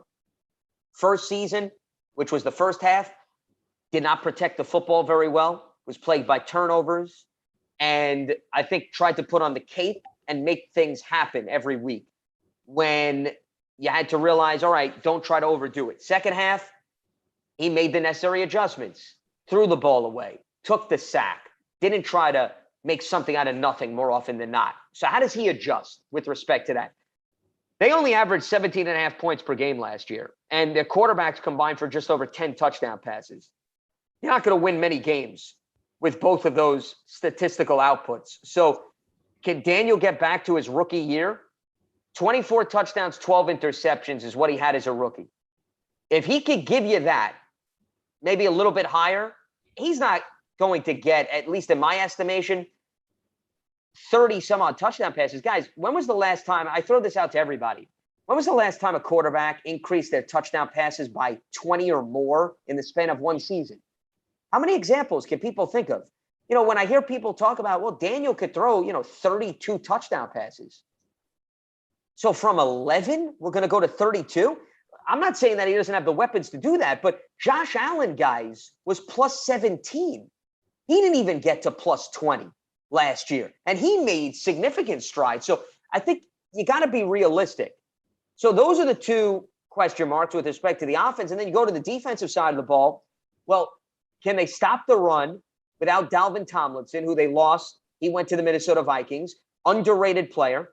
Can Danny Shelton help in that department? Can Dexter Lawrence? Can Austin Johnson? Can Leonard Williams? They're going to need a combined force to do that. And then who complements Leonard Williams in the pass rush department? He had 11.5 sacks last season. The next guys had 4. Can they get somebody to give him 7 or 8 sacks, 9 sacks? Can somebody else get double digits? I think they've got an intriguing group of players. Azeez Ojulari, who they drafted in the second round. Ifeadi Odenigbo, who they brought in from the Vikings. I could give you a laundry list of all their personnel. The potential's there, but not enough of these guys proved that they could get into that ballpark. And here's the other thing. Leonard Williams has had one season where he's had double-digit sacks. One. Can he do it again? It's very difficult. If you look at the track record of an interior defensive lineman, I know Leonard plays on the outside too, but do you know who the only defensive interior lineman guys to have multiple double-digit sack seasons consecutively is? Aaron Donald. Okay, guys, that's the list. Aaron freaking Donald. And Leonard Williams is a really good player, and I think he's got a great fit with the Giants. But Leonard Williams is not Aaron Donald. So if Aaron Donald's the only one to do that, that means that Leonard's got quite the challenge to duplicate his success from the previous season. So my point is, a lot of intrigue surrounding this team, but a lot of unknown. So all of those things, Ezra, and I know I gave you a long-winded answer, but those are the things that I'm looking for. And if all of those criteria, if all of those get check marks, then the Giants, we're not just talking about playoffs. We're talking about they're probably going to be in a position to win that division if all of those things go right. But that's a lot. That's a very lengthy list that has to go right. And that's why it's hard for me to put them in the driver's seat until I see a good 5 or 6 games where you're proving that you could do that consistently, game in and game out. Absolutely. Steven, final question? Yes, my final question is this. Who do you have going to the Super Bowl this year? Who are your 2 teams? Well, Tampa Bay, to me, once again, is the team to beat in the NFC. I really don't see a more complete team and a more balanced team. So, once again, injuries is the one wild card, and I have no idea how that's going to play out. I don't have a crystal ball. If you do, please let me know immediately. Reach out to me and let me know, because I'd like to borrow that crystal ball. So, Tampa Bay is the team to still beat. And I think that here's the scary part. I think the Bucs are only going to get better, guys, because keep in mind, they didn't click until right after the bye week, and they had a very late bye. Remember, they had the bye. They lost to Kansas City. They go on bye, and then they win their final 4, and then the rest is history. Well, now Tom Brady's going to have an entire full offseason to work with all the guys he got used to in the early stages of the season. So why would you not assume that that team is going to be progressively better to start the year than they were at this time last year? So it's very hard for me to choose a team outside of Tampa Bay. And we've seen teams get back to the Super Bowl. Kansas City's done it. Getting back to the Super Bowl has proven to be something that's manageable. Winning it in consecutive years, whole different story. As far as the AFC, I mean, yes, it's easy for me to pick Kansas City again, but I want to go a little bit outside of Kansas City, and I want to open things up to what I think is, once again, a deep conference. Buffalo, I'm very high on again. Here's what worries me about Buffalo, though, the COVID situation. And I know we haven't even brought that up remarkably at all during this conversation, but if you have a lower percentage than most teams, the Bills, they're going to lose players at some point this season because somebody's going to either test positive or be a high-risk contact, and Sean McDermott's going to have to make adjustments. So I'm worried about the Bills. I'm really worried about whether or not this team is going to be able to have the same nucleus week in and week out. And sure, Sean McDermott's nervous too. And I wouldn't be surprised if that's what does in the Bills at the end of the day.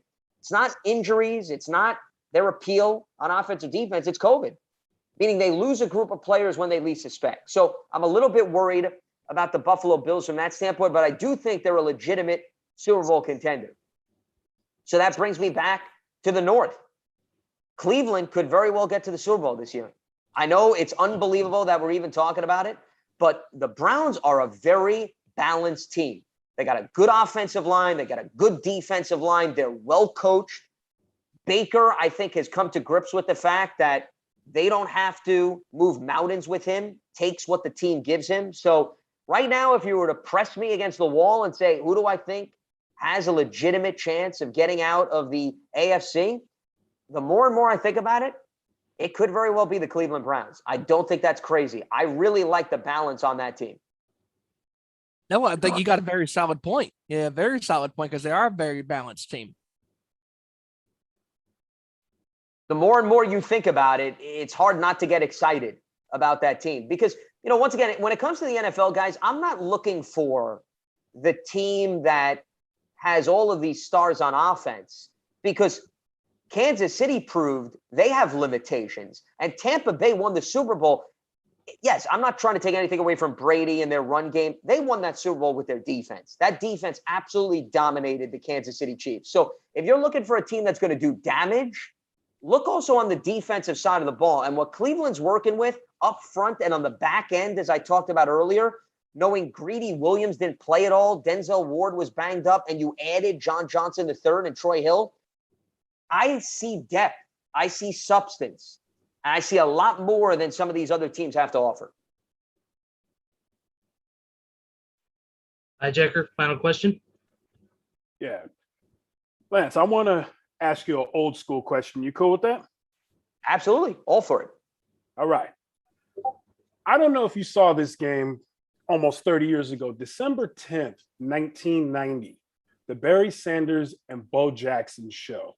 Did you happen to see that game? I don't recall. I mean, in fairness, I was pretty young. I was about, we're talking 5-6 years old within that ballpark. So, I mean, listen, I remember, I'm aware of both of those players, but as far as having fond memories of consuming that game, I can't say. Okay. No, it was probably the most anticipated game between two of the game's high-profile running backs of the time. At that time, yes, I was a LA Raider fan at that time, and that was probably one of the greatest games to see. The Raiders prevailed 38-31. The stats as Jackson had 14 rushes, 118 yards, an average of 8.4 yards per carry with one touchdown, as Barry had 24 carries for 176 yards on 7.3 average with two touchdowns. Now, my question is, everybody knows Bo was a power runner, Barry was finesse. We got to see a great show that night. Do you think there's any running backs today that can give us a game like that was almost 30 years ago this upcoming NFL season? That's a very interesting question. Well, I like the talent across the board in the NFL with respect to the running back position.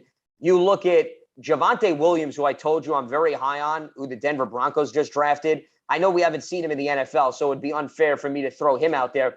Dalvin Cook would be a strong candidate, hijacker. I mean, the guy could catch the ball out of the backfield. He could certainly prove that he's a workhorse and mow down the defenders and carry a team, essentially. So Dalvin would be on one side of the equation. On the other side of the equation, I think you could go with Saquon Barkley, Alvin Kamara, Christian McCaffrey.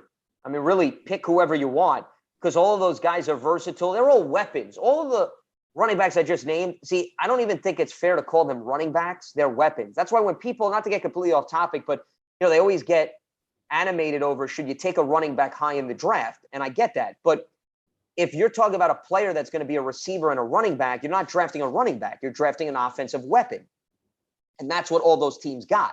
So, yeah, if you're going to draft an offensive weapon, then I'm all for using a relatively high pick on that. But, yeah, I do think Dalvin and Kamara, and I know we had the Vikings play the Saints, if you remember, late last season. That was the game where Alvin kept running into the end zone because Minnesota's defense was Swiss cheese at that point. So that's not necessarily a surprise. But, yeah, Saquon and Christian McCaffrey could also, I think, put on a show because they're similar in terms of what they provide for their respective teams. And then I think, Alvin Kamara and Dalvin Cook. So, yeah, I think you got at least 4 guys right there who can absolutely go back and forth with their respective teams and do their thing. Because the beauty of those guys are, since they contribute in a variety of different ways, they could get around having a rough offensive line and still put their stamp on a game. And I would think you would need a running back because Barry Sanders and Bo Jackson, those are the types of guys that even if they had rough offensive lines in front of them, they could still do some damage. You got to be a special player to reach that type of an equation. Yeah. And one quick last note. I know he's doing good in Arizona, but I do wish to see Kyler Murray in the outfield for the Oakland A's. Well, he's got the baseball background, so I'm surprised. I'm actually surprised. What about Patrick Mahomes? Mahomes was a baseball player too, and his father played in the big league. True. So don't settle for Kyler Murray. Maybe you could have the best of both worlds. He could have arguably the most dynamic quarterback in the NFL right now, and he could help chase down some fly balls for the Oakland A's. Well, if someone would call him and tell him what Dion and Bo did back in the day. There you go. You see? Yep. Yeah. He's got to get back to the archive. See, it's a good way to end this conversation. You asked me an old school question. Well, Mahomes needs to start watching the videotape from back in the day. Yeah. Yep. Thanks, Lance. Appreciate it. Absolutely. Hey, you got it. Absolutely, Lance. Before you go, why don't you go ahead and plug your socials where people can find you and where people can listen to you on the radio as well? Sure. Well, you can follow me on Twitter at Lance Meadow, and it's MEDOW. There's no A in the last name. That's why I spell it all the time when I'm on the air, because people just make the assumption. So we had to clarify that. You can read into that as you wish. I don't know the story behind it. I just don't have an A in my name, period. End of discussion. As far as where they can hear me, I'm all across the Sirius XM Sports platform. I'm on Mad Dog Sports Radio Saturdays and Sundays consistently, 8 a.m. to 11 a.m. Eastern, and I do other shows on that channel. I'm all across the board on NFL radio. So I tweet out my shows all the time. I'm on the New York Giants radio network, the WFAN pre-half and post-game shows. So I'll be there all season long. And I host a daily show on Giants.com, Big Blue Kickoff Live, in addition to doing some play-by-play work for a few different entities. So all across the board. Lance, thank you for joining us, man. We appreciate it. Thank you for the time. It's been wonderful chatting with you about the upcoming NFL season, and we can't wait to have you back on again. Absolutely. Well, it's always a blast, guys, coming on the program. Thanks for having me on, and enjoy the upcoming NFL season. Thank goodness we're actually inching closer to meaningful football, which is very refreshing. And keep up the great work. Hey, thanks, guys. I really appreciate that, and thanks for having me on again. Take care. No problem, man. Have a good night. You got it. All right, guys, that was Lance Meadow joining us on the Nation Sports Show for almost 2 hours. That was awesome, man. That's a great segment, man. He's always a knowledgeable guy. I love having that guy on and talking to him. I think this is my second or maybe third time talking with him, because I think we even had him on the wrestling show one time. We did. Yeah, we did. That's the third time he's been on our show. Absolutely. This is my first time actually interviewing. Second time on the sports show that talking to him for me, and yours too, Hijacker. Yours first time, Ezra. Man, you can ask that guy one question and boom, he just goes off, just talking. He gives you great content. He knows what he's talking about. And every time he's on, I love listening to him because he is so knowledgeable, and he lets his callers go back and forth with him on Mad Dog Sports Radio. He's not one of those guys that lets you ask one question unless you're up against the break. He'll let you, go back and forth with him. And I'm like, that is awesome. And I've called in a couple of times to talk to him on the air. And I love that guy. He does a great job. He's very passionate about sports. He knows what he's talking about. And, it's always a great time talking to him. And I was very, very glad that I reached out to Mr. Lance Meadow to get him on our show and talk some sports, man, because, man, he's fun. He's absolute fun. Definitely. Absolutely. Before we get into a couple more little topics, and also we're going to get into some boxing here. Of course, with Hijacker, we got to get into a little bit of boxing. You know that's the drill here. Yeah. But and what's so interesting, we were talking about the AFC West. I knew it was going to happen. We timed it just perfectly. We were talking about the AFC West before he came in, so we set to finish that out as well. That was great. Yes, that was a great conversation. Follow Lance on all of his socials, like said, Lance Meadow. Follow him, listen to him on SiriusXM, Mad Dog Radio, all of his stuff. Check him out, guys. Trust me. Great guy. You will not be disappointed.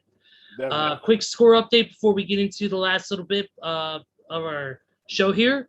Let's go into the major leagues, of course. Diamondbacks leading the Phillies right now, 4-0 in the bottom of the fifth. The Red Sox beating the Twins in the bottom of the fifth, 5-2. Giants and Mets are tied in the bottom of the sixth right now at 2 apiece. The Orioles beat the Angels 13-1. Wow. And we dropped that ad over. Reds beat the Brewers 5-1. The White Sox beat the Blue Jays 10-7. Of course, that splits the series with the Blue Jays. And then later tonight, we got the Dodgers and the Padres at 9:10 Eastern. And then the Yankees and the Oakland A's, Hijacker's team, at 9:40 Eastern. So, and to jump on you real quick on last night's Padres and Dodger game, it went on until 1 a.m. out here on the West Coast. 4 a.m. out there with you guys. Man, that was crazy. I forget who for the Dodgers hit a 2-run shot, and then the very next inning, Fernando Tatis hit a 2-run shot to tie it up, and then the very next inning, someone from the Dodgers hit another 2-run shot. Didn't it go like 16, 17 innings? It ended, I believe, in the 16th inning, man. I was getting ready to turn off the TV, say I got to get up and go to work, but I was bored, and I got caught up the last 2 nights watching that game because both nights the game was on ESPN.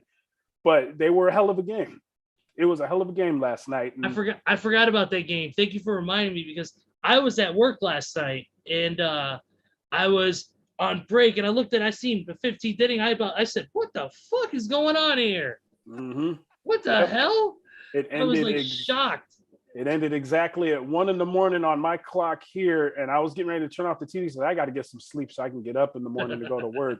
But yes, it ended at 1 o'clock Western Pacific Standard Time. And that's the kind of thing I look for when I was a kid watching ESPN, especially during basketball season and NCAA. Hawaii was always the last team on at 9 p.m. our time, which would have been 6 p.m. out in Hawaii. And it was always fun watching a game at 10, 11, midnight. Absolutely. Those games, I love those. I love the evening games. I love long games, especially like that, where you get, because sometimes, you get the prototypical games where it seems predictable, but then you get those 10, 11, 12 inning games or even longer where it's just a battle back and forth. You get so excited watching those types of games because it just, your adrenaline's pumping, especially if it's your favorite team, especially if it's like, or even if it's not, it's just a matter of how good the players are playing and how well the defense is and how well the scoring is. It's just a matter of all those aspects. But Hijacker, I know you got a few boxing notes that you want to get into. I know it's been a little bit, but go ahead. Floor is yours, buddy. Yeah, it's been a minute. I haven't had a chance. I've been busy out here with work, and I haven't had a chance to run my reports like I usually do. But we did have a so-called big fight this past weekend with Manny Pacquiao and Yordenis Ugas. A lot of people thought Pacquiao was going to win this fight. He was originally supposed to fight Errol Spence Jr., but he had suffered an eye injury during training, which this might not have been a bad thing because I think Errol Spence would have taken Pacquiao down fairly quickly as the way Pacquiao looked against Yordenis. Pacquiao showed his age. He looked tired. He didn't look himself. And he also suffered some minor injuries during the fight. He had a leg injury. He just said he couldn't move in the fight. His legs just gave out up on him. But Yordenis came and got the decision. It was a great fight. It was good to see him back in the ring. I was hoping he would hang it up after this fight, but it looks like he's aiming for another fight, a possible rematch with Yordenis Ugas in January. So we will have to wait and see. Another fight coming up is it which I keep getting these two mixed up. We got Paul fighting this weekend. We got I believe it's isn't it Jake Paul, I believe? Jake Paul fighting Woodley this weekend. Tyron Woodley. Yeah, former UFC welterweight title contender. Yes, I haven't really had a chance to keep up on this one, but once again, I'm not impressed. We have a 39-year-old guy getting in the ring with a 20-something-year-old. They're jawing back and forth. Hey, I guess this is the new wave of boxing now. This is what sells. We get YouTube sensations getting in the ring. Yeah, he can throw hands. He can put down some fights. But let's see. I am more interested on one of the fights on the undercard in this match with Amanda Serrano versus Yasmith Mercado. Let's see. The records for these two here, Serrano is 41 loss and 1 draw versus Mercado, who's 7 wins, no losses, no draws. So you got someone that's just getting into the ring versus someone that's been in the ring for several years. I think this here, both are champions, but this is going to be the fight, in my opinion, that's going to steal the night come up this Saturday night. That's just my opinion. But then again, we also had a little bit of a shit show this past Monday night on WWE Raw. We had, who was it? We had, Logan Paul was brought into the ring on WWE programming for Steven, for what? Ezra, for what? Why did we bring this man to the ring? He got booed so loud, it reminded me when Vicky Guerrero was trying to speak on the microphone in the arenas. But but what's funny, you bring this up, he's getting booed for the wrong reasons, because they're not there to hate him because, oh, he's the bad guy. They're booing him because they're like, what the hell are you doing on our TV screens? And what the hell are you doing here at this show? No, it's not even that. It's they genuinely don't like him. Nobody likes Logan Paul. Nobody likes Jake Paul. Nobody cares for these idiots. If you remember, one of those brothers, I can't remember one, got himself kicked off of YouTube for filming people hanging in a forest in Japan. I want to say it was, I don't think it was Logan. It was Jake. It was Jake, but still. Both of these guys like to run their mouths. And one of these days, especially in this fight game, they want to keep boxing and doing this bullshit. I guarantee you, they're not going to meet some retired old UFC fighter.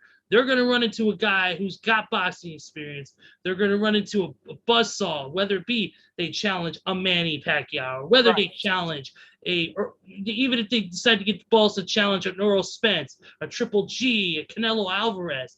They're going to find out firsthand that they are way out of their league. Like, it's ridiculous. This is why we can't take professional boxing serious anymore. It's because of these brothers. These two are making an ass out of both themselves. Blame Triller. Oh my God! I mean, exactly. That pay-per-view they put on back in June, it was a travesty. I mean, you got De La Hoya on the set, drunk as hell.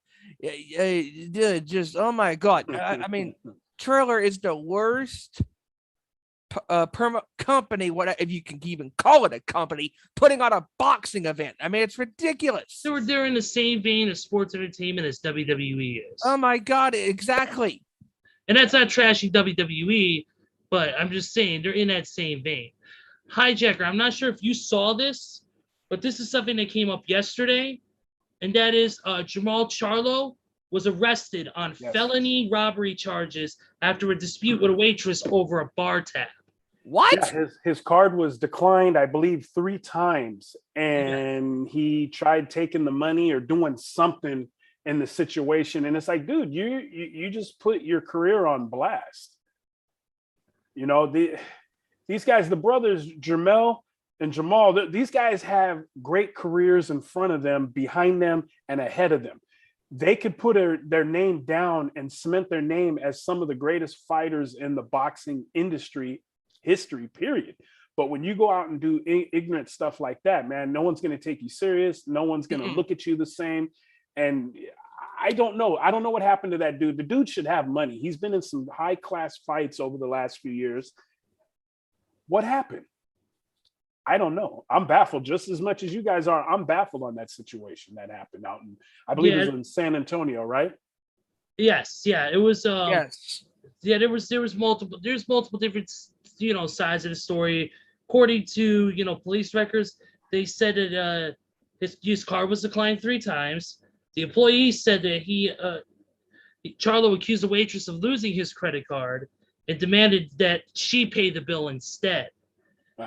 And surveillance video, I guess, according to the affidavit, shows that Charlo was going through 2 of the waitress's bill collection binders, which contained his identification and another customer's cash payment.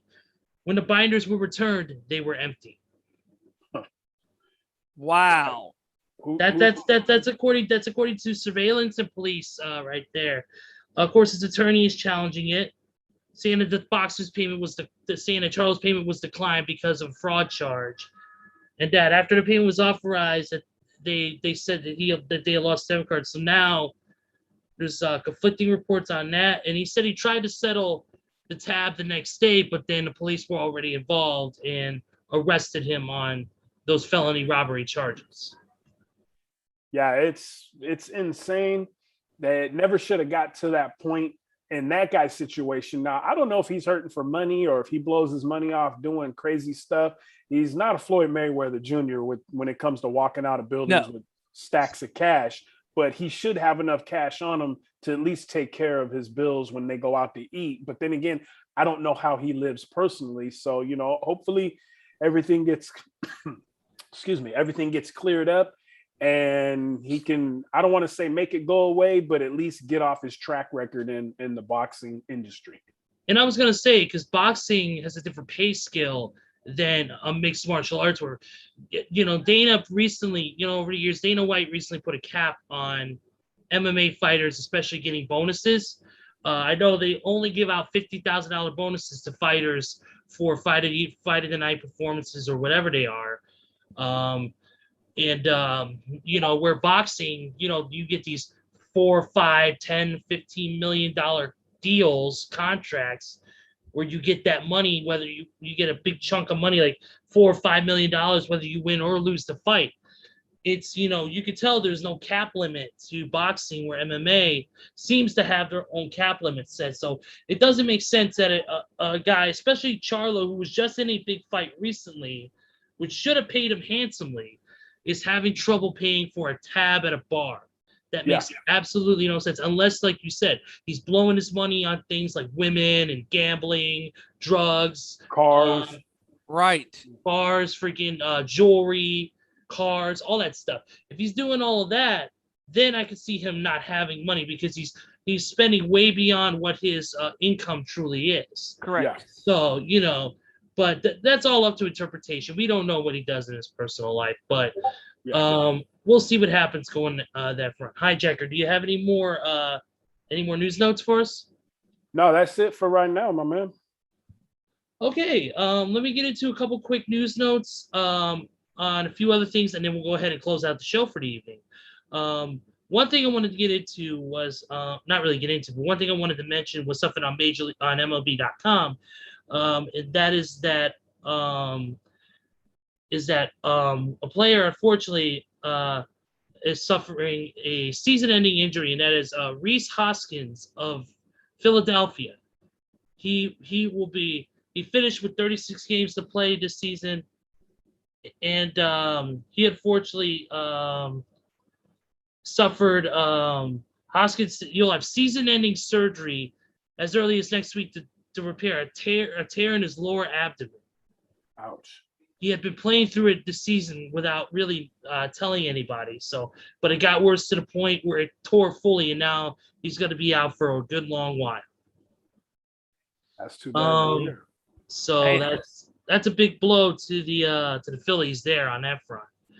And that goes to show that does it really pay to play injured? I know he was hiding it. Maybe the Phillies didn't know, but is it worth playing through pain and injuries? Where something, if you go and fix a minor situation and you're only out for a couple of weeks to a couple of months, to now he may be missing part of next year for recovery.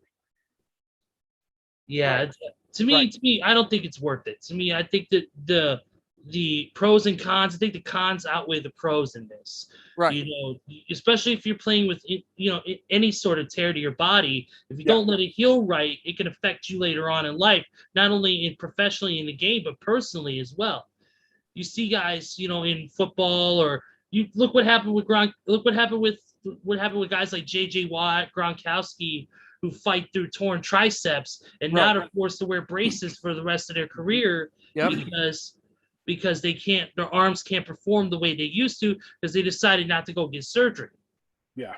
And those type of injuries, bicep, tricep surgeries, those are injuries that you can't work through. Those are injuries that you should have to go get surgery and be out for a while. It sucks and you're missing big games, but also in a sense, if you go and get yourself healed up and get that taken care of, then you're good. Then you'll be 100%, and you won't have to wear that heavy ass brace that you see on guys like Gronk and on Watt. So it just outweighs everything. Well, take a quick, if I don't mind throwing in here. Remember the former Raider and Cowboy running back Darren McFadden when he had that issue with turf toe?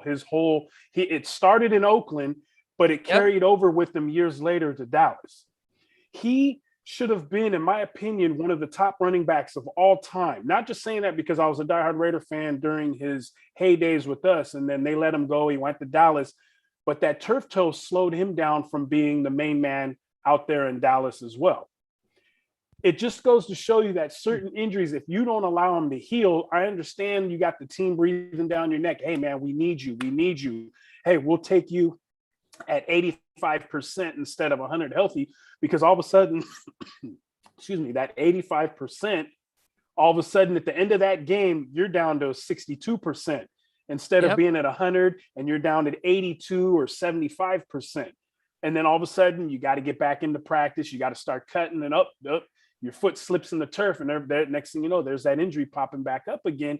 Now you're down for the next 6-7 weeks. I mean, it's like, basically what we're saying is you have to listen to your body. If you don't listen to your body is going to get worse as far as the injury. If he had turf toe all that time, obviously he did, and if they said, oh, you'll be out for the X amount of weeks, well, he should have listened to his body, because by him not listening to his body, it made the injury even worse. Definitely. Absolutely. Two quick MMA notes and we'll close out the show here. The Nevada State Athletic Commission has suspended Yancy Medeiros and Justin James for marijuana use, despite the commission saying that they would no longer suspend anybody for marijuana usage anymore. So that's it's going to be a controversial thing going on right now on that front. One other thing is that Juan Camilo Ronderos has been suspended 9 months for not only testing positive marijuana, but he was also tested positive for cocaine in his system. Oops. Cocaine is a hell of a drug. Cocaine is a hell of a drug. That is true. Not to make fun of the situation, but yeah. And real quick, go ahead. And real quick, so and one NFL note that we didn't that we totally forgot to bring up was the unfortunate injury of rookie quarterback for the Jacksonville Jaguars, Trevor Lawrence. That injury is really bad. So he's going to be missing the season this year. That's too bad, man. And we were just talking about Jacksonville and their issues they were having with Urban Meyer with Lance earlier. So, yeah, that's odd we missed that situation there. Yeah, we did. And before we wrap up, I also want to give my quick predictions on the AFC West. I mean, yes, like we all said throughout this entire broadcast, that this is Kansas City's division to lose. And I agree with you, Ezra. I think the Chargers might be the dark horse. I think they might make the wild card if they stay healthy and they're consistent. I think the Chargers, with Herbert being the quarterback that he is, he's a very solid quarterback, and he's their franchise quarterback. I think the Chargers might be a team that might make it to the playoffs this year. I agree 1,000%. And the Raiders, we're not going to really mention their city because they suck. But in all seriousness, but I think Derek Carr. Asshole. I think Derek Carr is going to have a good year for the Raiders. In all seriousness, I mean, they were a couple of games away last year from making it to the playoffs, and they just missed it by the skin of their teeth. Yeah, they missed the playoffs. It was not good for Raiders fans. Won't say where their city is because Hijacker's on here. We don't get them all pissed off. But I don't think Denver's going to do so great this year. I mean, they're in rebuild mode, and yeah. I just still can't believe we're calling two teams in the AFC West different cities right now. I'm still grasping my head around that, and I know it's been 2 years already, so it is what it is. Money walks and money talks. Absolutely. Exactly. And one final note, and this is something that happened earlier this week, and we got to mention the passing of a young NHL hockey player, Jimmy Hayes. Died unexpectedly on the 23rd of this month at the age of 31 years old, a couple months after the birth of his son. He played with the Chicago Blackhawks, Florida Panthers, Boston Bruins, and the New Jersey Devils. Played from 2011 to 2019. He was a great player, had some great scoring, bounced around a lot with teams, over time, but still, it sucks to be that young and lose your life. Unfortunately, no cause of death has been revealed as he passed away very unexpectedly and suddenly. We here at the Nation Sports Show send our condolences to the family, friends, and fans of Jimmy Hayes. Definitely. And on that note, the Cowboys still suck. Sorry, Tony. We are ending the show. Thank you, everybody, for watching. As you know, you can follow us on all of our social media platforms. You can follow us at ON_sports show on Twitter, Facebook, the deal, same thing, YouTube. Look us up, subscribe, get us to 100 followers, 100 subscribers so we can get that custom URL. Like this video too. Once again, thank you to Lance Meadow for joining us on the show today. That was a great, awesome conversation. About the upcoming NFL season. Huge thanks to everybody out there who's listening, watching. We appreciate your support. And of course, thank you to Hijacker Mike for stepping in this week and helping us out as always. Good brother. And we're going to close it out here. So for Hijacker Mike, for Stevie Wyatt, for Lance Meadow, of course, from, Spear Systems Mad Dog Radio, I am Ezra Vickery, and we will see you next week for another edition of our Nation Sports Show. Take care, everybody. Good night. Peace.